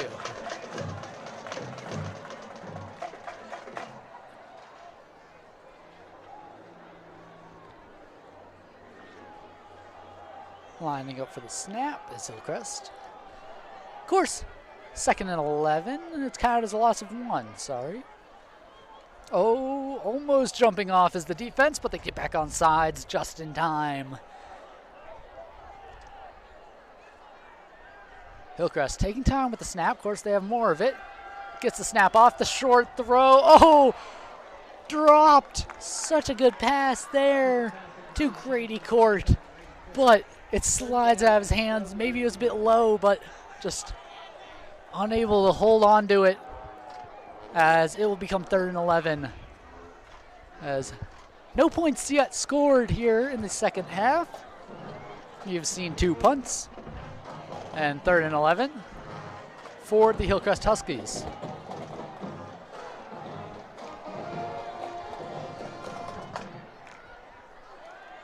Let's drop back. Throw, bullet there from Houston. Great pass. That was to Grady Court. Or sorry, that was to Miles Entz. And it will be a first down, a greatly needed one off a 3rd and 11 for Hillcrest.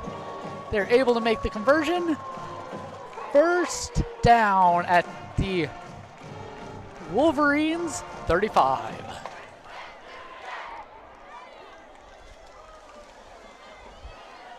Hillcrest really dragging out their, what, 2? Yes, their 2 drives so far this half. And they've taken up a lot of time, a lot more than Hunter's 1 drive has. Sorry, off of Hunter's 2 drives after Hillcrest did have that interception. Ooh, under pressure, Houston's going to run out of bounds for about a loss of 1, maybe. Of course, 3 men on him. He decided that he didn't have any open options. Runs straight out of bounds.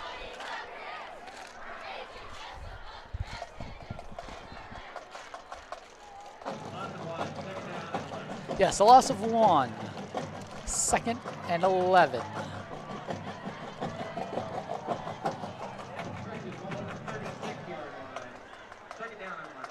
On the 36-yard line. Take the snap again. Let's see if Houston goes under pressure, if he has the time. Yet again, stands back. Head coach Robert Kalian's been talking a lot with him during these plays. And it's going to be a quick throw. It's great there. Taken down. But a beautiful bullet right there to Kristen Silas.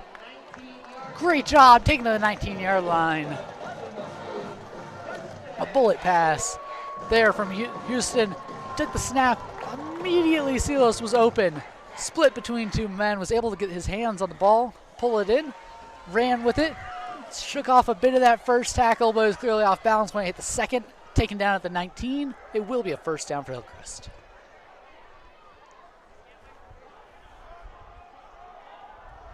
Of course, we've seen Houston with those quick throws to wide receivers who are able to get quick down the field. He's really been liking those quick throws. And they've been working out well for Hillcrest. And yet another quick throw. Ooh, this one in double coverage. Did he get his hands on the ball? He kept a hold of the ball. That could have been an interception if they weren't as careful. As taken down at the 13, it'll be a gain of 6.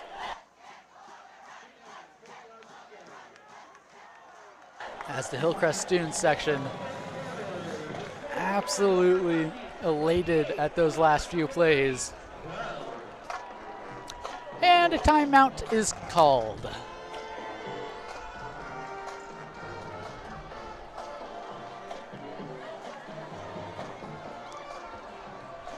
Sorry, it is not timeout. It's the end of the third quarter here on CSDtv at the Huskies Stadium under what is a pitch black sky on what is a fresh field built just this year.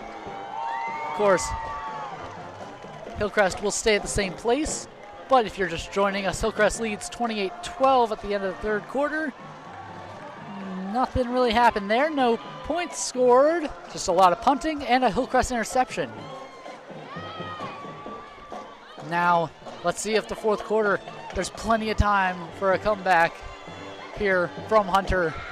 I mean, 12 minutes and they just need 16 points. If they're smart with it, they could probably do that in 2 drives. Of course, that's if they play risky. But as we see time go on, Hunter may really need to fall into that strategy. As it is, Hillcrest ball from the 13-yard line. 2nd and 4 here as we start to get this third quarter underway.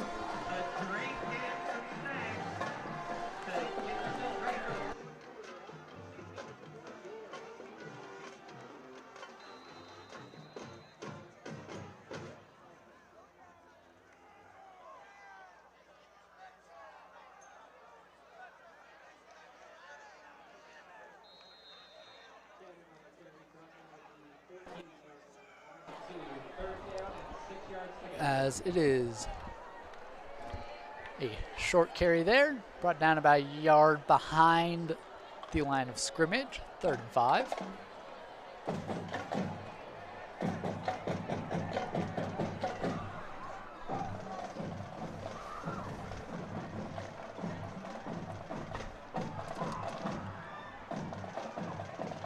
As usually at this point in the red zone, Houston has had a tendency to just try and float one into the end zone. Now, it's been close to being intercepted before.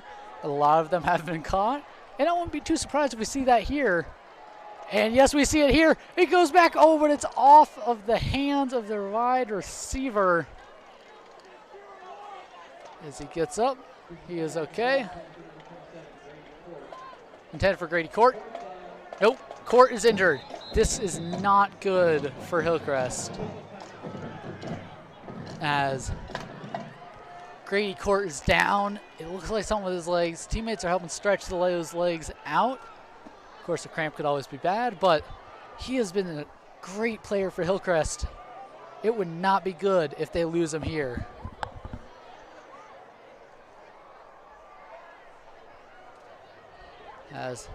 Rolling those legs out. Looks like it's either a pull or a cramp. hopefully he can stay in the game here for Hillcrest. Of course, apart from the Hunter player who had to go out at the start of the game, Dax Henderson, we haven't really seen any injuries. Now Dax Henderson, of course, came off on one leg. It's Grady Court comes limping off the field. Never something you want to see, especially from a player who's been played such a key role as Grady Court, as it's 4th and 5. Hillcrest probably going to kick a field goal here. I wouldn't be too surprised, as they would try and extend that lead to 3 drives. As yes, they line up to kick a field goal. As Kayvon Houston holding for Miles Entz. Oh, but the field goal's blocked. It's out. It's out. And he's down. Of course, when the field goal is blocked, if it can be returned, it will be, wait, they haven't called him down yet. Now he is down, as it won't make a difference unless he's able to get in the end zone. But the field goal is blocked. That kick just not able to get high enough, but of course, if it is returned, it is worth 1 point. Now, 1 point may not seem like a lot, but it can change the game. Wait, no, sorry. If a field goal is returned, it is a touchdown. If a point after is returned, it is worth 1 point. Sorry. That would have been massive. And it is counted as a turnover, so those extra yards really did matter. Now, was he down? He was certainly on the ground, but if he was on top of another one of his teammates, or of course on top of one of the Huskies, and his knees or only his feet and hands were touching the ground, that's not considered down.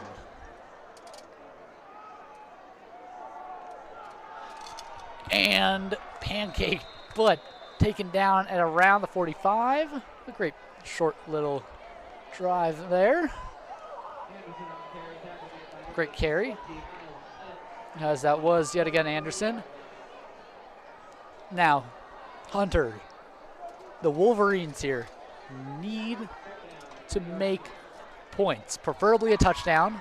It's doable if they don't get a touchdown, but to really keep this game real competitive for them, they need a touchdown here, and certainly stopping that drive is going to help them. Handoff yet again to Anderson, drives it up into the middle. Anderson's a little man, but he can really pack a punch when he drives it up there.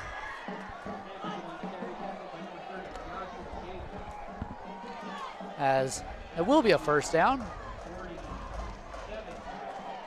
Gets to the 48, 1st and 10 from the 48. As pressure is on here for both teams. Of course, Huskies looking for their second win at home this season and their second win in general. And Hunter looking for their second win away. Of course, last time these two met was way back in 2018, a cold night of October 12th, when Hunter absolutely swept him. Fakes the throw, way overthrown there under a lot of pressure. Yet again was McGoffey. Yeah, last time they faced each other, Hillcrest was swept, 46-0. Certainly a history that they would like to erase here. And a win, well, nothing could be better to erase that. As especially a win against a team like Hunter, who has had traditionally a really great season.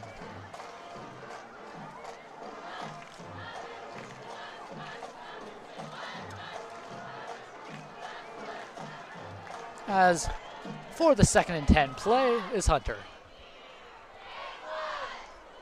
Handoff. No! McGoffey keeps the ball. Quarterback going head first. Don't see that all too often. Of course, McGoffey is a great running back. He's a big dude, able to plow people out of the way. Gets a few extra yards, getting himself all the way up to the 46. 3rd and 4. Of course, fake the handoff to the running back, kept it as the quarterback. Always interesting when the quarterback is quite the running back. And he's able to hold on to the ball, as we've seen. Of course, there are some rules around hitting the quarterback that you wouldn't have with the running back, but nothing major enough to come into play there. And yet again, getting to McGoffey. As the pass incomplete. Really, Gaddafi was just under pressure. Gaddafi under pressure there. Yet again, as the offensive line folding in, as there's going to be a long talk now. On the 46, 8 minutes, 35 seconds left here in the fourth quarter. 4 yards for the fourth down. They're going to go for it.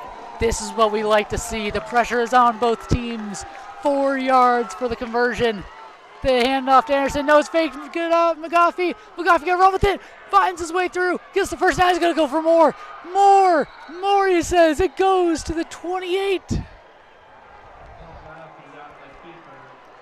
There's a great job done there. Pushed out of bounds at around the 28.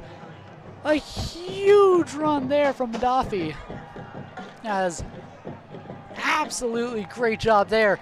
Key on the fourth down. He saw where the defender was going, waited for him to make his move, and then evaded, went up that line, and was not stopped until the 28 when he was pushed out of bounds. 1st and 10 for Hunter. And the handoff to Anderson. Oof.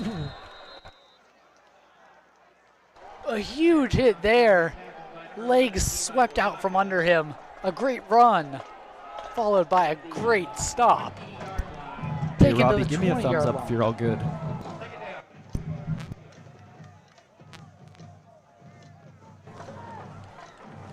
Thank you. It sounds like you sneezed or something.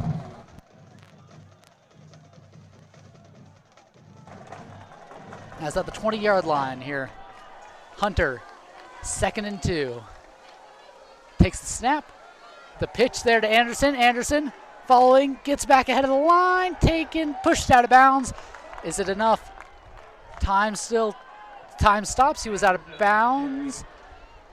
It's going to be close here. Pushed out Tyler Ashby. They're arguing. Certainly a lot of communication there. It is going to be timeout called by Hillcrest. And they're going to call it 3rd and inches. It's going to be another close drive here.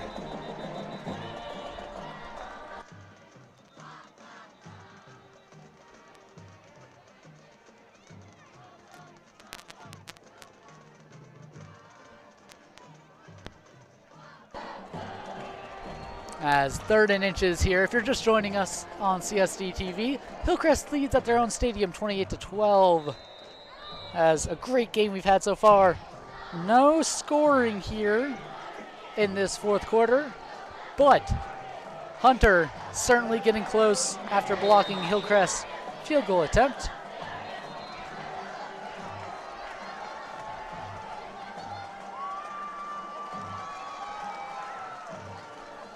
As the teams line up yet again, of course, coming off of Hillcrest timeout called. 3rd and inches. No, it is called a 1st down. Well, they'll go back after the fact, call it a 1st down. 1st and 10 from the 18. The snap there. Yet another handoff to Anderson. Oh, that is taken down in the backfield. Oh, there's fighting. And that is not something to see. Well, there was a flag out. It looked like it would have been a illegal tackle on Anderson, but I don't think the refs are going to like the look of fighting after the play, especially when it was Hunter State interlocked. I do think it's going to be a foul or a flag out on Hillcrest. Holding on the offense yet again tonight. The Wolverines beat back by a holding on the offense. They are really struggling with this here. 1st and 20. A 10-yard penalty. Not what they needed in the slightest here, as they were getting so close to that coveted touchdown that they would have needed. Strut back for the snap. Under pressure. He's running McGoffey. McGoffey. Is it going to be sacked? He goes out of bounds. There's a flag on the play.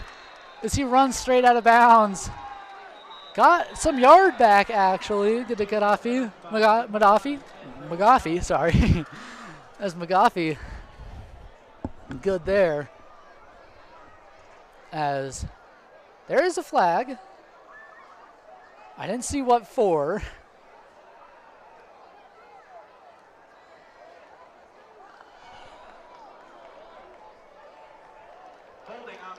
Oh no, it's another holding on the offense. This has been disastrous. It has been absolutely disastrous for Hunter. As Hunter fans are leaving the stadium, it is brutal to watch. A good play. But there's another flag. Well, what could it have been? There's 10 yards already back. It's another 1st and 20.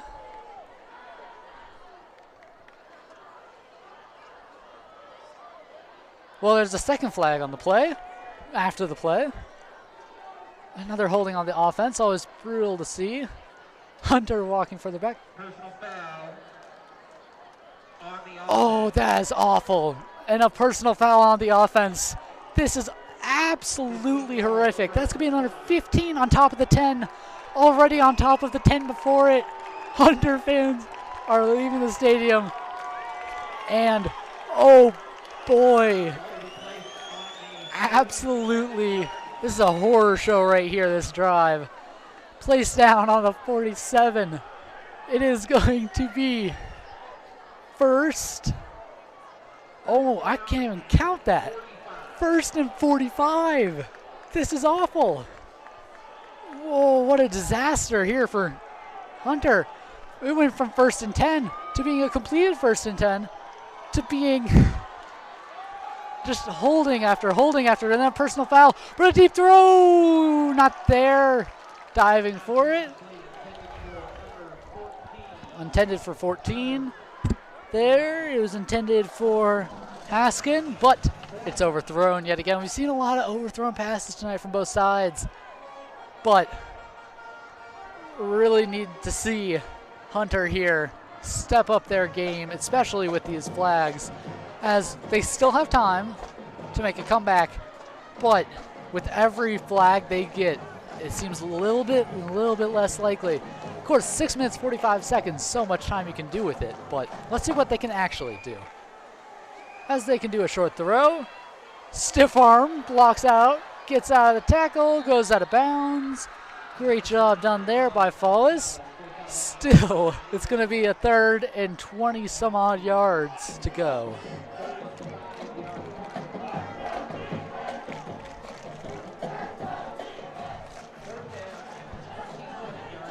As quite the drive it has been, quite the lengthy drive, as the 4th quarter.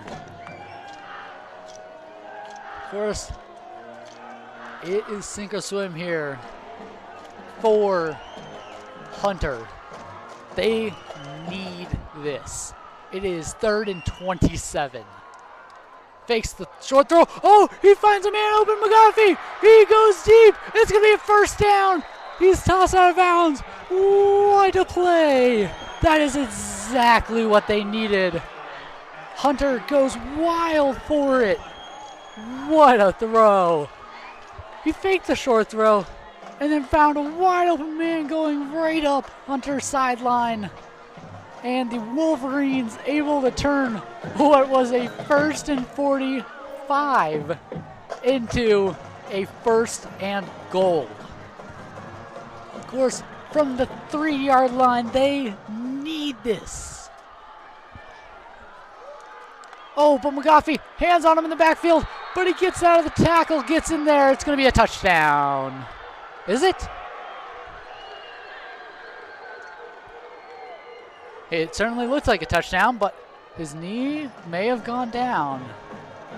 Nope, it is a touchdown. Touchdown in a very needed one for Hunter, keeping themselves in the game here late in the 4th. Maybe you were right.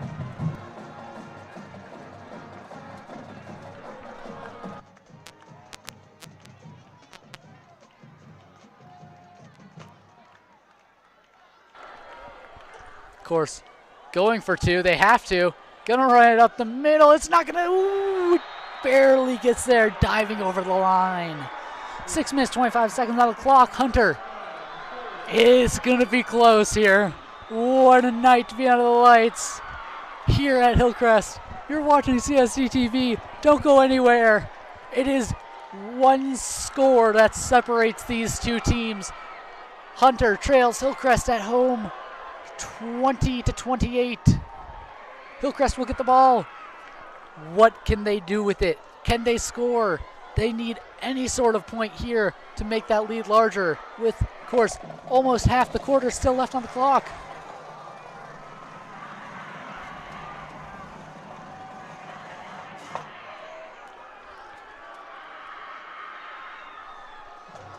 Of course, Hunter still has 8 points, which is a little bit big of an ask.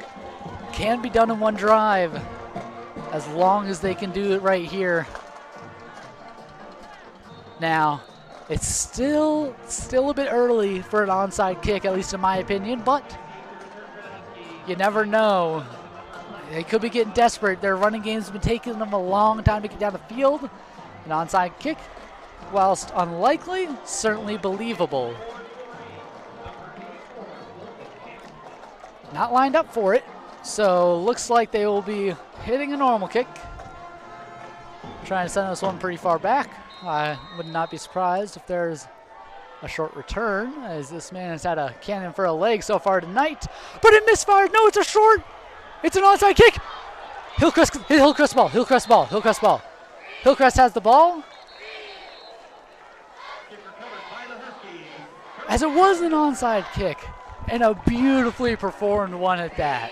I mean, that is amazing. They've been really good with calling fake plays out here. Hillcrest, of course, gets the ball, an onside kick. Very low percentage play, but they get it from the 42. At least Hunter tried there, and it almost worked. If they've been able to close those arms around the ball, it bounced off his chest. I mean, that's one of the risks with an onside kick, obviously, that you don't get it, but still worth the try.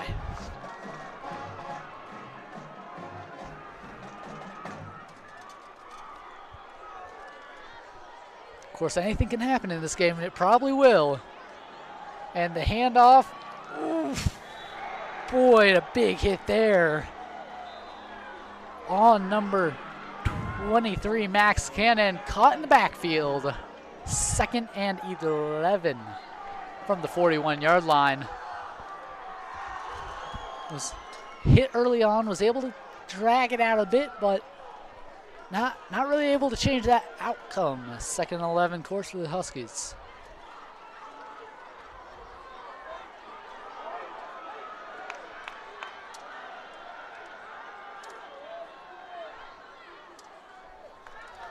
As the Hunter fans who are still left in the stadium, rooting for their team and what could be a last-minute comeback. A throw deep. What a catch. Wait. Was it in bounds? It is called in bounds. A great job there. Christian Sealis gets those 2 feet in bounds. Of course, for the catch to be called in bounds, you need to get both feet in bounds. It doesn't have to be at the same time. Both feet have to land in bounds before you go out.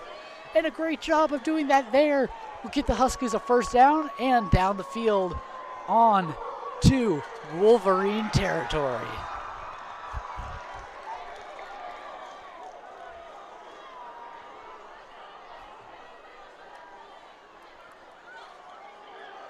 And the run there, Huskies looks like they got 5 yards. Max Cannon with the carry.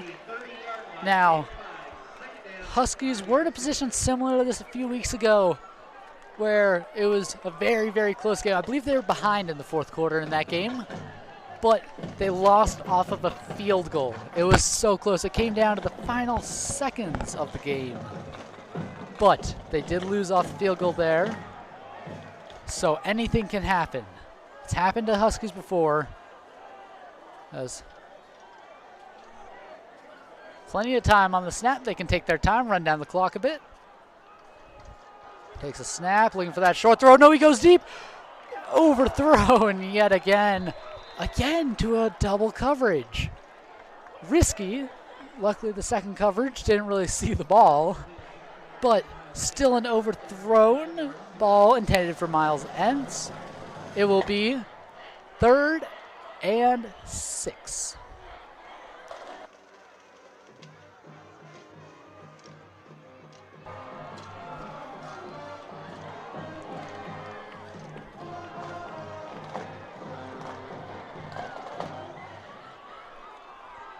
Takes a snap, running with it. Came on Houston, and a beautiful right into the waiting hands there at the 20-yard line. A great job done there. Get themselves out of what could have been a potentially iffy situation. Right there to Miles Entz, able to redeem himself after the overthrown pass.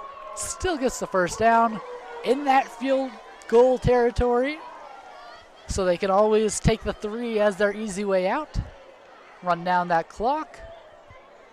But an interception, a fumble here, giving Hunter the ball, well, it will completely change this game.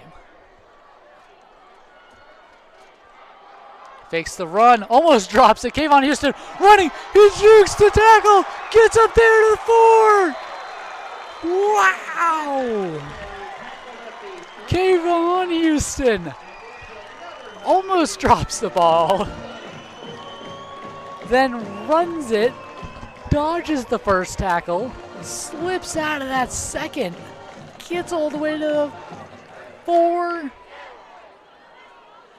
Oh, but there is holding on the offense. A great way to ruin a great play is always a holding call on the offense. That is unfortunate there from Hillcrest, of course. Getting a little bit of the Wolverine treatment. Of course, we saw them way over there, or way over Wolverines. They were so close, and they got holding, and then a personal foul. Still were able to make it a touchdown, but just barely. And let's see if Hillcrest has something like that happen. It's now 1st and 21. What should have been a play which got them into the 1st and goal becomes that 1st and 21.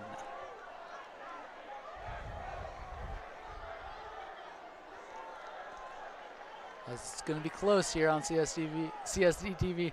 Stick around. You're going to want to miss the end of this. And a great short pass. Oof, with a big hit. The ball's out. It's Hunter's ball. It's a fumble there. The Hunter fans who are remaining are losing their minds. Oh no, massive fumble from Christian Akins. This is going to change the game. You're going to want to see this. It's anyone's game. 3 minutes, 24 seconds left here on the clock. 8 points. 8 points to tie the game here. One drive, that's all the Wolverines need to bring what has been a close game throughout the night just that much closer to a tie. Well, this is incredible here. I mean, we were watching quite the competitive game. Of course, Hillcrest lost a game in similar fashion, and running with it there as Anderson goes out of bounds with it. A great run. A legendary, great run. And this is exactly what they need. Getting onto the Huskies side of the field. As this is going to be close. I think it's going to come down to the final seconds of this game.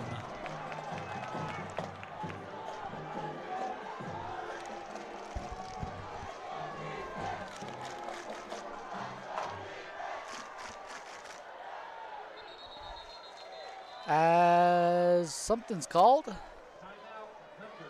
Hunter calls the first timeout. As let's take a minute.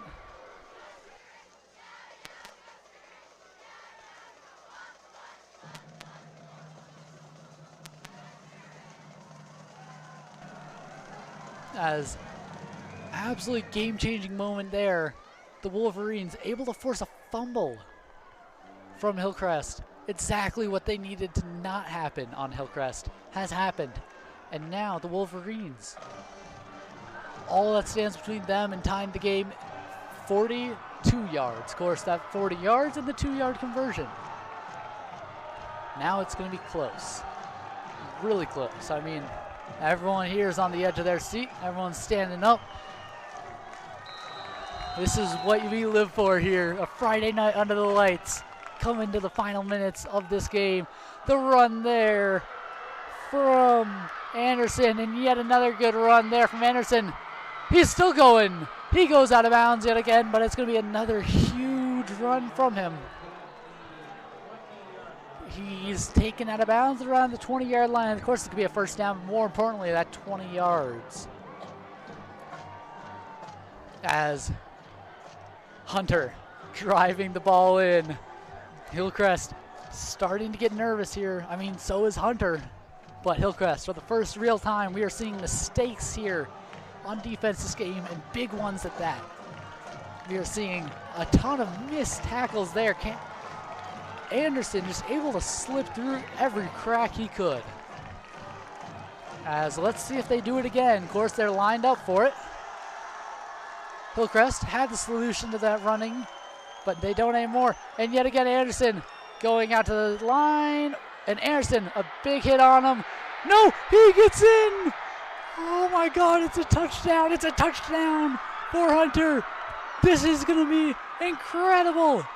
Hunter with the touchdown. Oh boy, it is going to be close here. There is an injury down though. Of course, Hunter player is down, but what a play. I mean, they need this. It's going to be a 2-yard conversion course. No easy feat, but it looks like there are 2 players down. Both of them from Hunter. That's never a good thing. I saw a massive head hit. I wouldn't be too surprised. Hey, Bobby, we're going to have you wrap it up. We're going to play a commercial real quick. I wouldn't be too surprised there if it's a head injury, but we can always hope for the best. Andre, go center. Okay, go. Go. You're watching CSDtv, student you know television when you're good. by students for our community. Tonight's broadcast is brought to you by the dedicated student producers, camera operators, and crew members who make CSDtv possible. We're proud to be your student-run source for high school sports and events. This is CSDtv.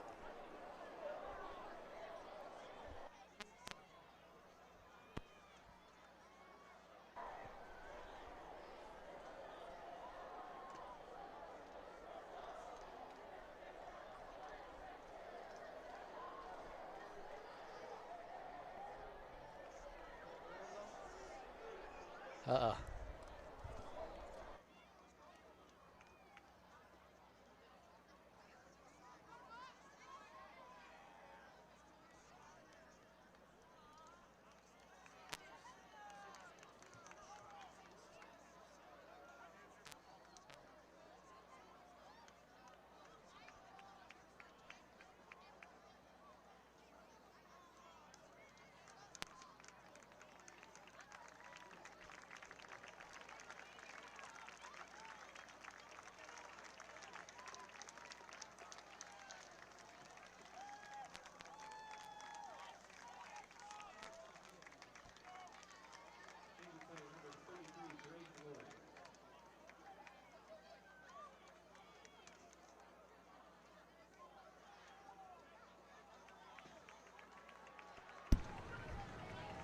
Bobby, you were good to go. Of course, the injured players coming off the field. It's always good to see them coming off, at least standing up after a hit like that. But the pressure is on here on CSD. If you are just joining us now here on CSDtv, this 2-point conversion will mean the game. If it's made, Hunter ties it up here at Hillcrest Stadium. If it is stopped, Hunter will need another drive. The snap is taken. They're going to push for it. What's it called? It's going to be short. There's some argument. Of course, it's always hard to tell when they're in these piles. I don't know. And you can hear Hunter erupt. It has gone well. This is going to be close. Oh, this is going to be the closest game in a long, long time. 4 weeks ago, Hillcrest lost to a field goal. If this is a carbon copy of that, well, that would be incredible. I mean, this game has just been absolute action so far. Now, all of a sudden, the pressure is on Hillcrest. Hillcrest no longer has an advantage. Of course, they have the home team advantage, but will that be enough? Will they be able to shine under the pressure here? Or will they drop the ball, both literally and physically? Of course, that loss came against Union a few weeks ago on the 22nd of August. Now that loss, will still be fresh in their mind. Now Hunter gonna go. I wouldn't be surprised. They're gonna do an onside kick here. Hillcrest ready with the onside kick return. It's gonna be close. The onside kick. No, it's gonna be back. Well, that one's gonna be short. Or it's gonna go out of bounds. Oh, genius. Hillcrest lets it go out of bounds. Of course, if the kickoff, unlike the punt, goes out of bounds, it is a penalty on the kicking team. That would put them at a 40-45 yard line between those two, I believe. But, a genius move there from Hillcrest. Lets it roll out of bounds instead of taking the bait and picking up at the 9, ready for the tackle. As this game, 2 minutes 55 seconds on the clock. Everyone out of their seats, ready to go here at Hillcrest. You are watching CSDtv in what has been a legendary game, and it's only getting better. As the ball at the 35, ooh, almost dropped there. Kevon Houston, ooh, the pressure has gotten to him. He almost drops the snap, throws it way harder than he needed to, way higher than he needed to. Bounces out of the hands of the intended wide receiver. And it's getting to him. Kevon Houston, usually not someone who struggles under pressure, but there's a lot on the line here. For both teams, if we're being honest, there's so much on the line. As running with the ball, Kevon Houston goes, down. That's about 3 yards. 38-yard line.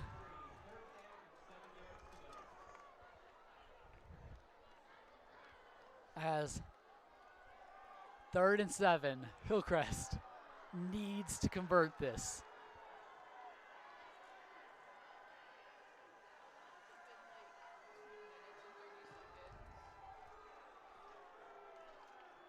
This is going to mean it all here as we near the 2-minute warning. A deep throw there. It's going to be. Now here's the question. He bounced back out. He jumped back. Was he out of bounds? Yes, he is. That is Levi Lavaca. A great job there, getting the first down for the Huskies. As the 45-yard line now is the line of scrimmage for the Huskies, trying to get off their own side of the field, at least get into field goal territory, see if they can end the game with a field goal. As 9 seconds remain before the 2-minute warning. A beautiful short pass there. A stiff arm. He's going to go. He's going to go. The 45. There's a flag on the play. Oh, to the 42. To the 42-yard line. A beautiful stiff arm, but there's a flag on the play. It looked like it was on the defense. It looked like it was on the defense. Ball. The ball is being taken back. Oh no, it's a holding on the offense call. As that won't be a first down. It'll be a 10-yard penalty from where the foul was. 10 yards from where the holding was. They're brought back to the 50. It'll be 1st and 5. Now, a beautiful throw there, a beautiful pass to Reiko, who's able to, well, do an incredible stiff arm, dodge a few more tackles, but holding on the offense has been a major penalty. They're calling it, very trigger happy with that penalty in my opinion, throughout the whole night, not just on this occasion. It's taking the snap, yet another quick pass, yet again it's taken, but it's not enough. It's going to be about a yard short. As everything in this game, not only the score is going to be close here, as great pass there. Just short though. 1 yard to go. Kayvon Houston's going to run with it. Take it out. The ball's out. The ball is out. The ball is out. It's a fumble. It's a turnover.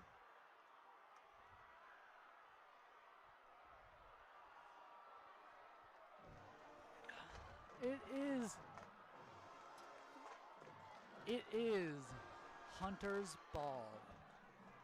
Massive there.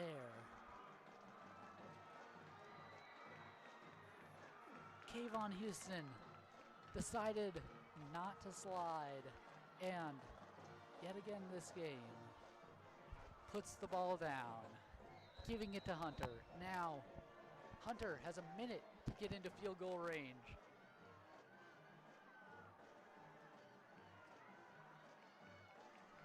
This has been an incredible game so far, and it's only getting crazier here on CSDtv. As it is Hunter's ball. They're going to run with it. Oh, and they're going to run far with it. The 40, the 30, taken down. As McGoffey.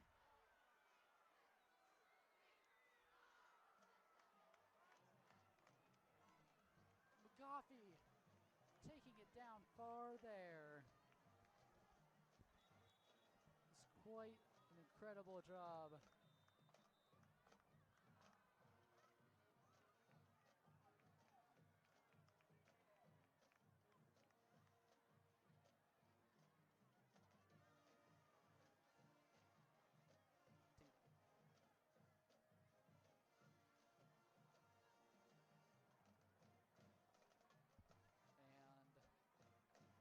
Injured Hillcrest player will stop the time. Now this is closer than we could ever imagine. Yet again, it seems to be looking like almost a carbon copy of the finish against Union, where Hillcrest fumbles the ball and it puts Hunter in field goal territory. Now, of course, nothing is guaranteed here. Bobby, we haven't been able to hear you.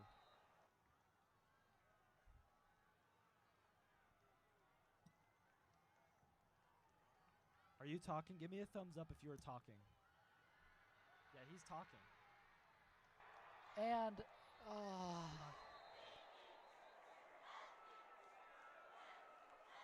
short to the 10. I'll tell you when we have you back. Or just keep going. And a great job there on the run. Hunter to the 10-yard line. We got you. Time is ticking. Time is ticking. Hillcrest needs to call a timeout. Time is ticking. Time is ticking down and down and down here in this game. Hunter's going to need to do at least a few more plays. The ball's out! Hillcrest ball! Hillcrest ball! Another fumble! Another fumble!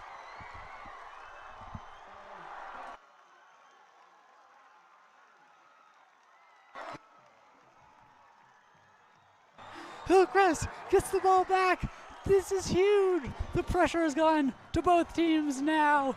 20 seconds on the clock. It's going to be Hillcrest ball.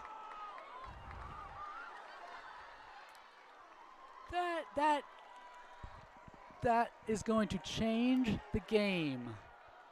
Yet again, Hillcrest ball. Now, they only have 20 seconds and what to do with it.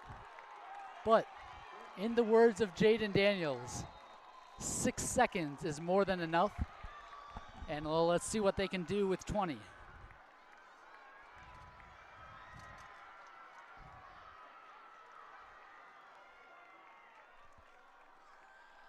It's Kayvon Houston lining up. It's going to be a deep throw. As nerves are getting to everyone here. Kayvon Houston.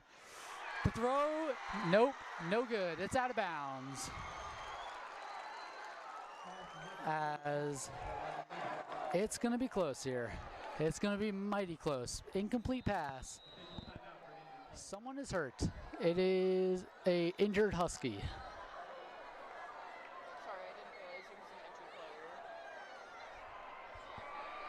Now,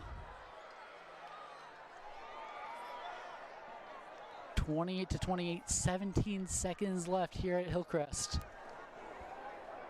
What an incredible game it's been, and what an incredible game it's going to be. I mean, it doesn't get any closer than this here on a Friday under the lights of Hillcrest.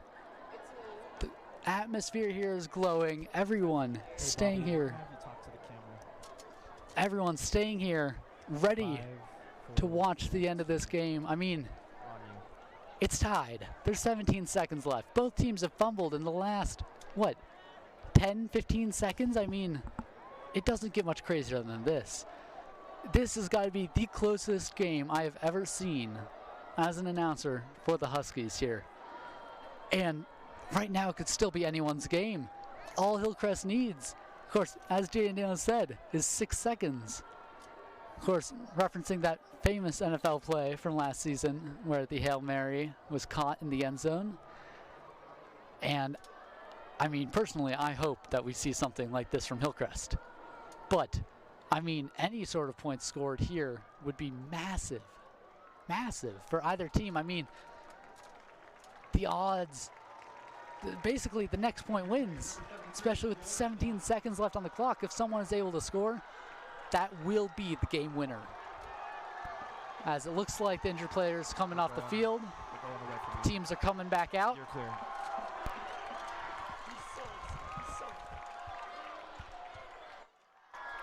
As both teams coming back out. 17 seconds, it's first and 10. What will we see here? Will it be a Hillcrest win? Will it be a tie? Will it be Hunter win? Holding the ball, he takes a knee. They are going to let time expire. That is an interesting call. It's a timeout called by Hunter. So when you take a knee, you're going to lose some yards. Now, that's given. You automatically lose yards. Hunter uses, they only have one timeout left, but Hillcrest takes a knee. Is Hillcrest looking for a draw? Now, I don't have the rules in front of me. I do not remember if normal season games can go to overtime or not. I mean, it would be a smart play from Hillcrest. Of course, they are receiving the ball to start with, and they have home team advantage. But if they're looking for a tie, I mean, it could certainly disappoint some fans. It may be the best statistical thing to do, but I mean, it would be a bit disappointing, you know? You always want to see that grand finish. I do not believe it can go to a tie. I am fairly certain they would have to go into overtime. I think Hillcrest is trying to force an overtime. As this would be incredible. An overtime here on a Friday between these two rivals. Takes the snap, running with it. He's going to run with it. He's going to have to hold on to the ball this time. Takes the slide. Finally, Kayvon Houston slides. Instead of risking the fumble, Time expires as it is the end of regulation time and no one has left the stadium. We are going to overtime. What a game it has been. I have never seen this happen before. Overtime forced within the last minute of the game. I mean, this is stunning. This is literal history being written for the Huskies out here on the field. It has been many, many years since they have won overtime. 3, 2, 1. It has been, to the best of my knowledge, since the tournament season back in 2014, I want to say it is. I don't have the stat pulled in front of me. Of course, I'll check it later. But it has been a long, long time, I can tell you that, since they won in overtime. Of course, what a game has been to go to overtime. I mean, I can't wait, personally, for overtime. We're seeing two teams that have been dead equal. They were going into this almost exactly equal going into this game. And so far, it's been a great game where both teams have been able to just force each other to play at their best. The pressure got to both teams at the end there, both of them making massive mistakes that should have cost both teams the game, if we're being frank. But we are going to go to overtime. Of course, first to score will win. Now, I believe the score has to be a touchdown, if I am not mistaken. Don't know certainly the rules specifically for high school, especially for Division 5A, but I know that in most scenarios it has to be a touchdown.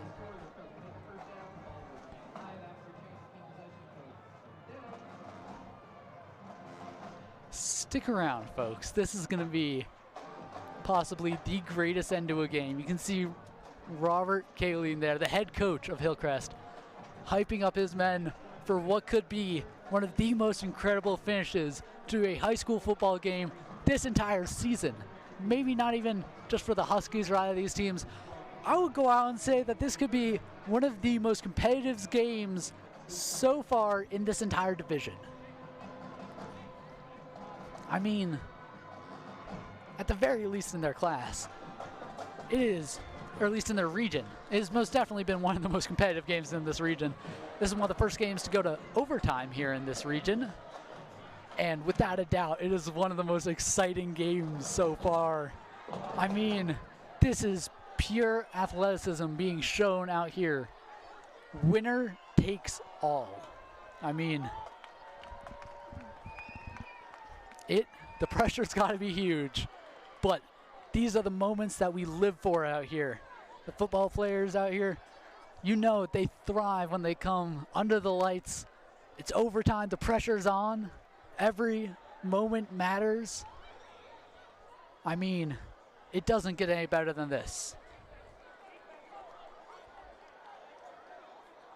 As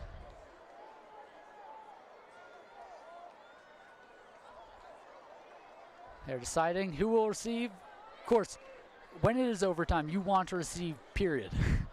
There is no situation where you would not want to receive in overtime at all. As out come the Hillcrest Huskies, taking the field.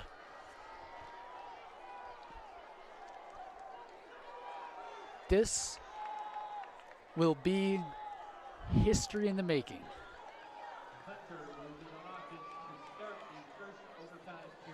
Hunter will start the first overtime period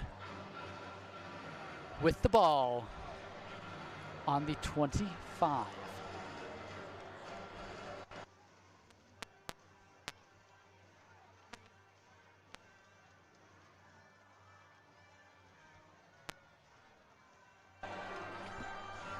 This is going to be incredibly close. I don't think I can stress this enough, folks.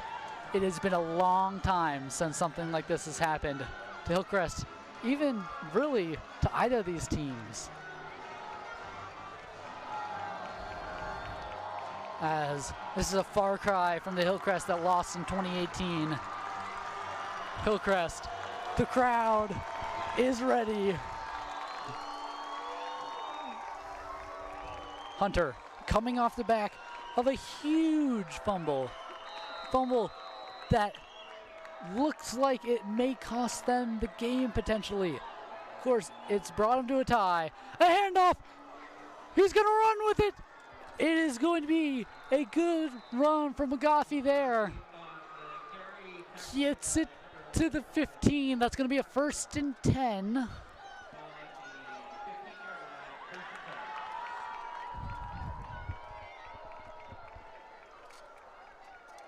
As 15 yards separate Hunter from the end zone.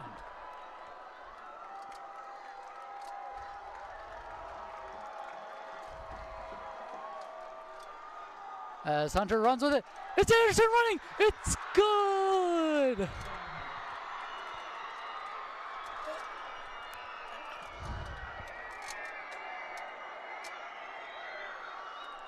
Hunter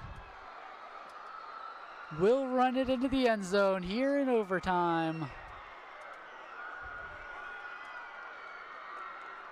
to score. Of course, the game is not over. I believe each team will get a shot. Now, I'm not certain how these rules work, but it seems as though both teams will win. As flags are thrown. Who are they on? It's got to be a false start on the offense. I don't see a world where it isn't.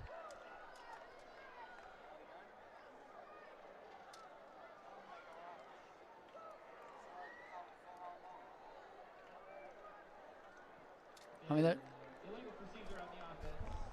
this is an illegal procedure on the offense. Hunter's going to have to go back. It's going to be a lot harder for them to make this kick. This is massive. Another rulebook infraction coming back to bite Hunter. This is going to be such an incredible finish here.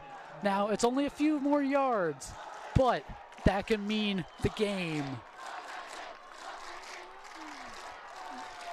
As the kick, it is through the uprights. Hunter scores the PAT.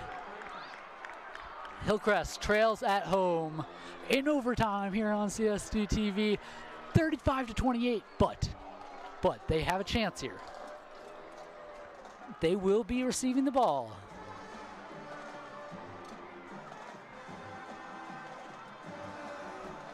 As everyone here holding their breaths. The ref's still discussing something. Hunter remains out on the field.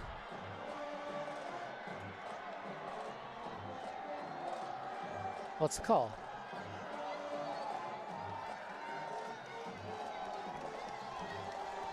As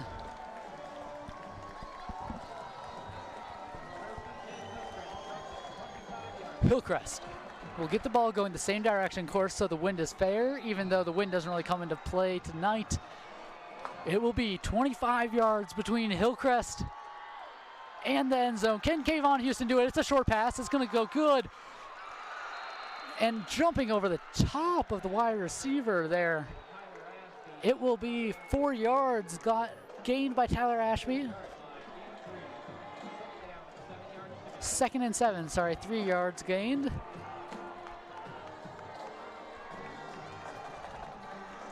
As it is close. 2nd and 7. The snap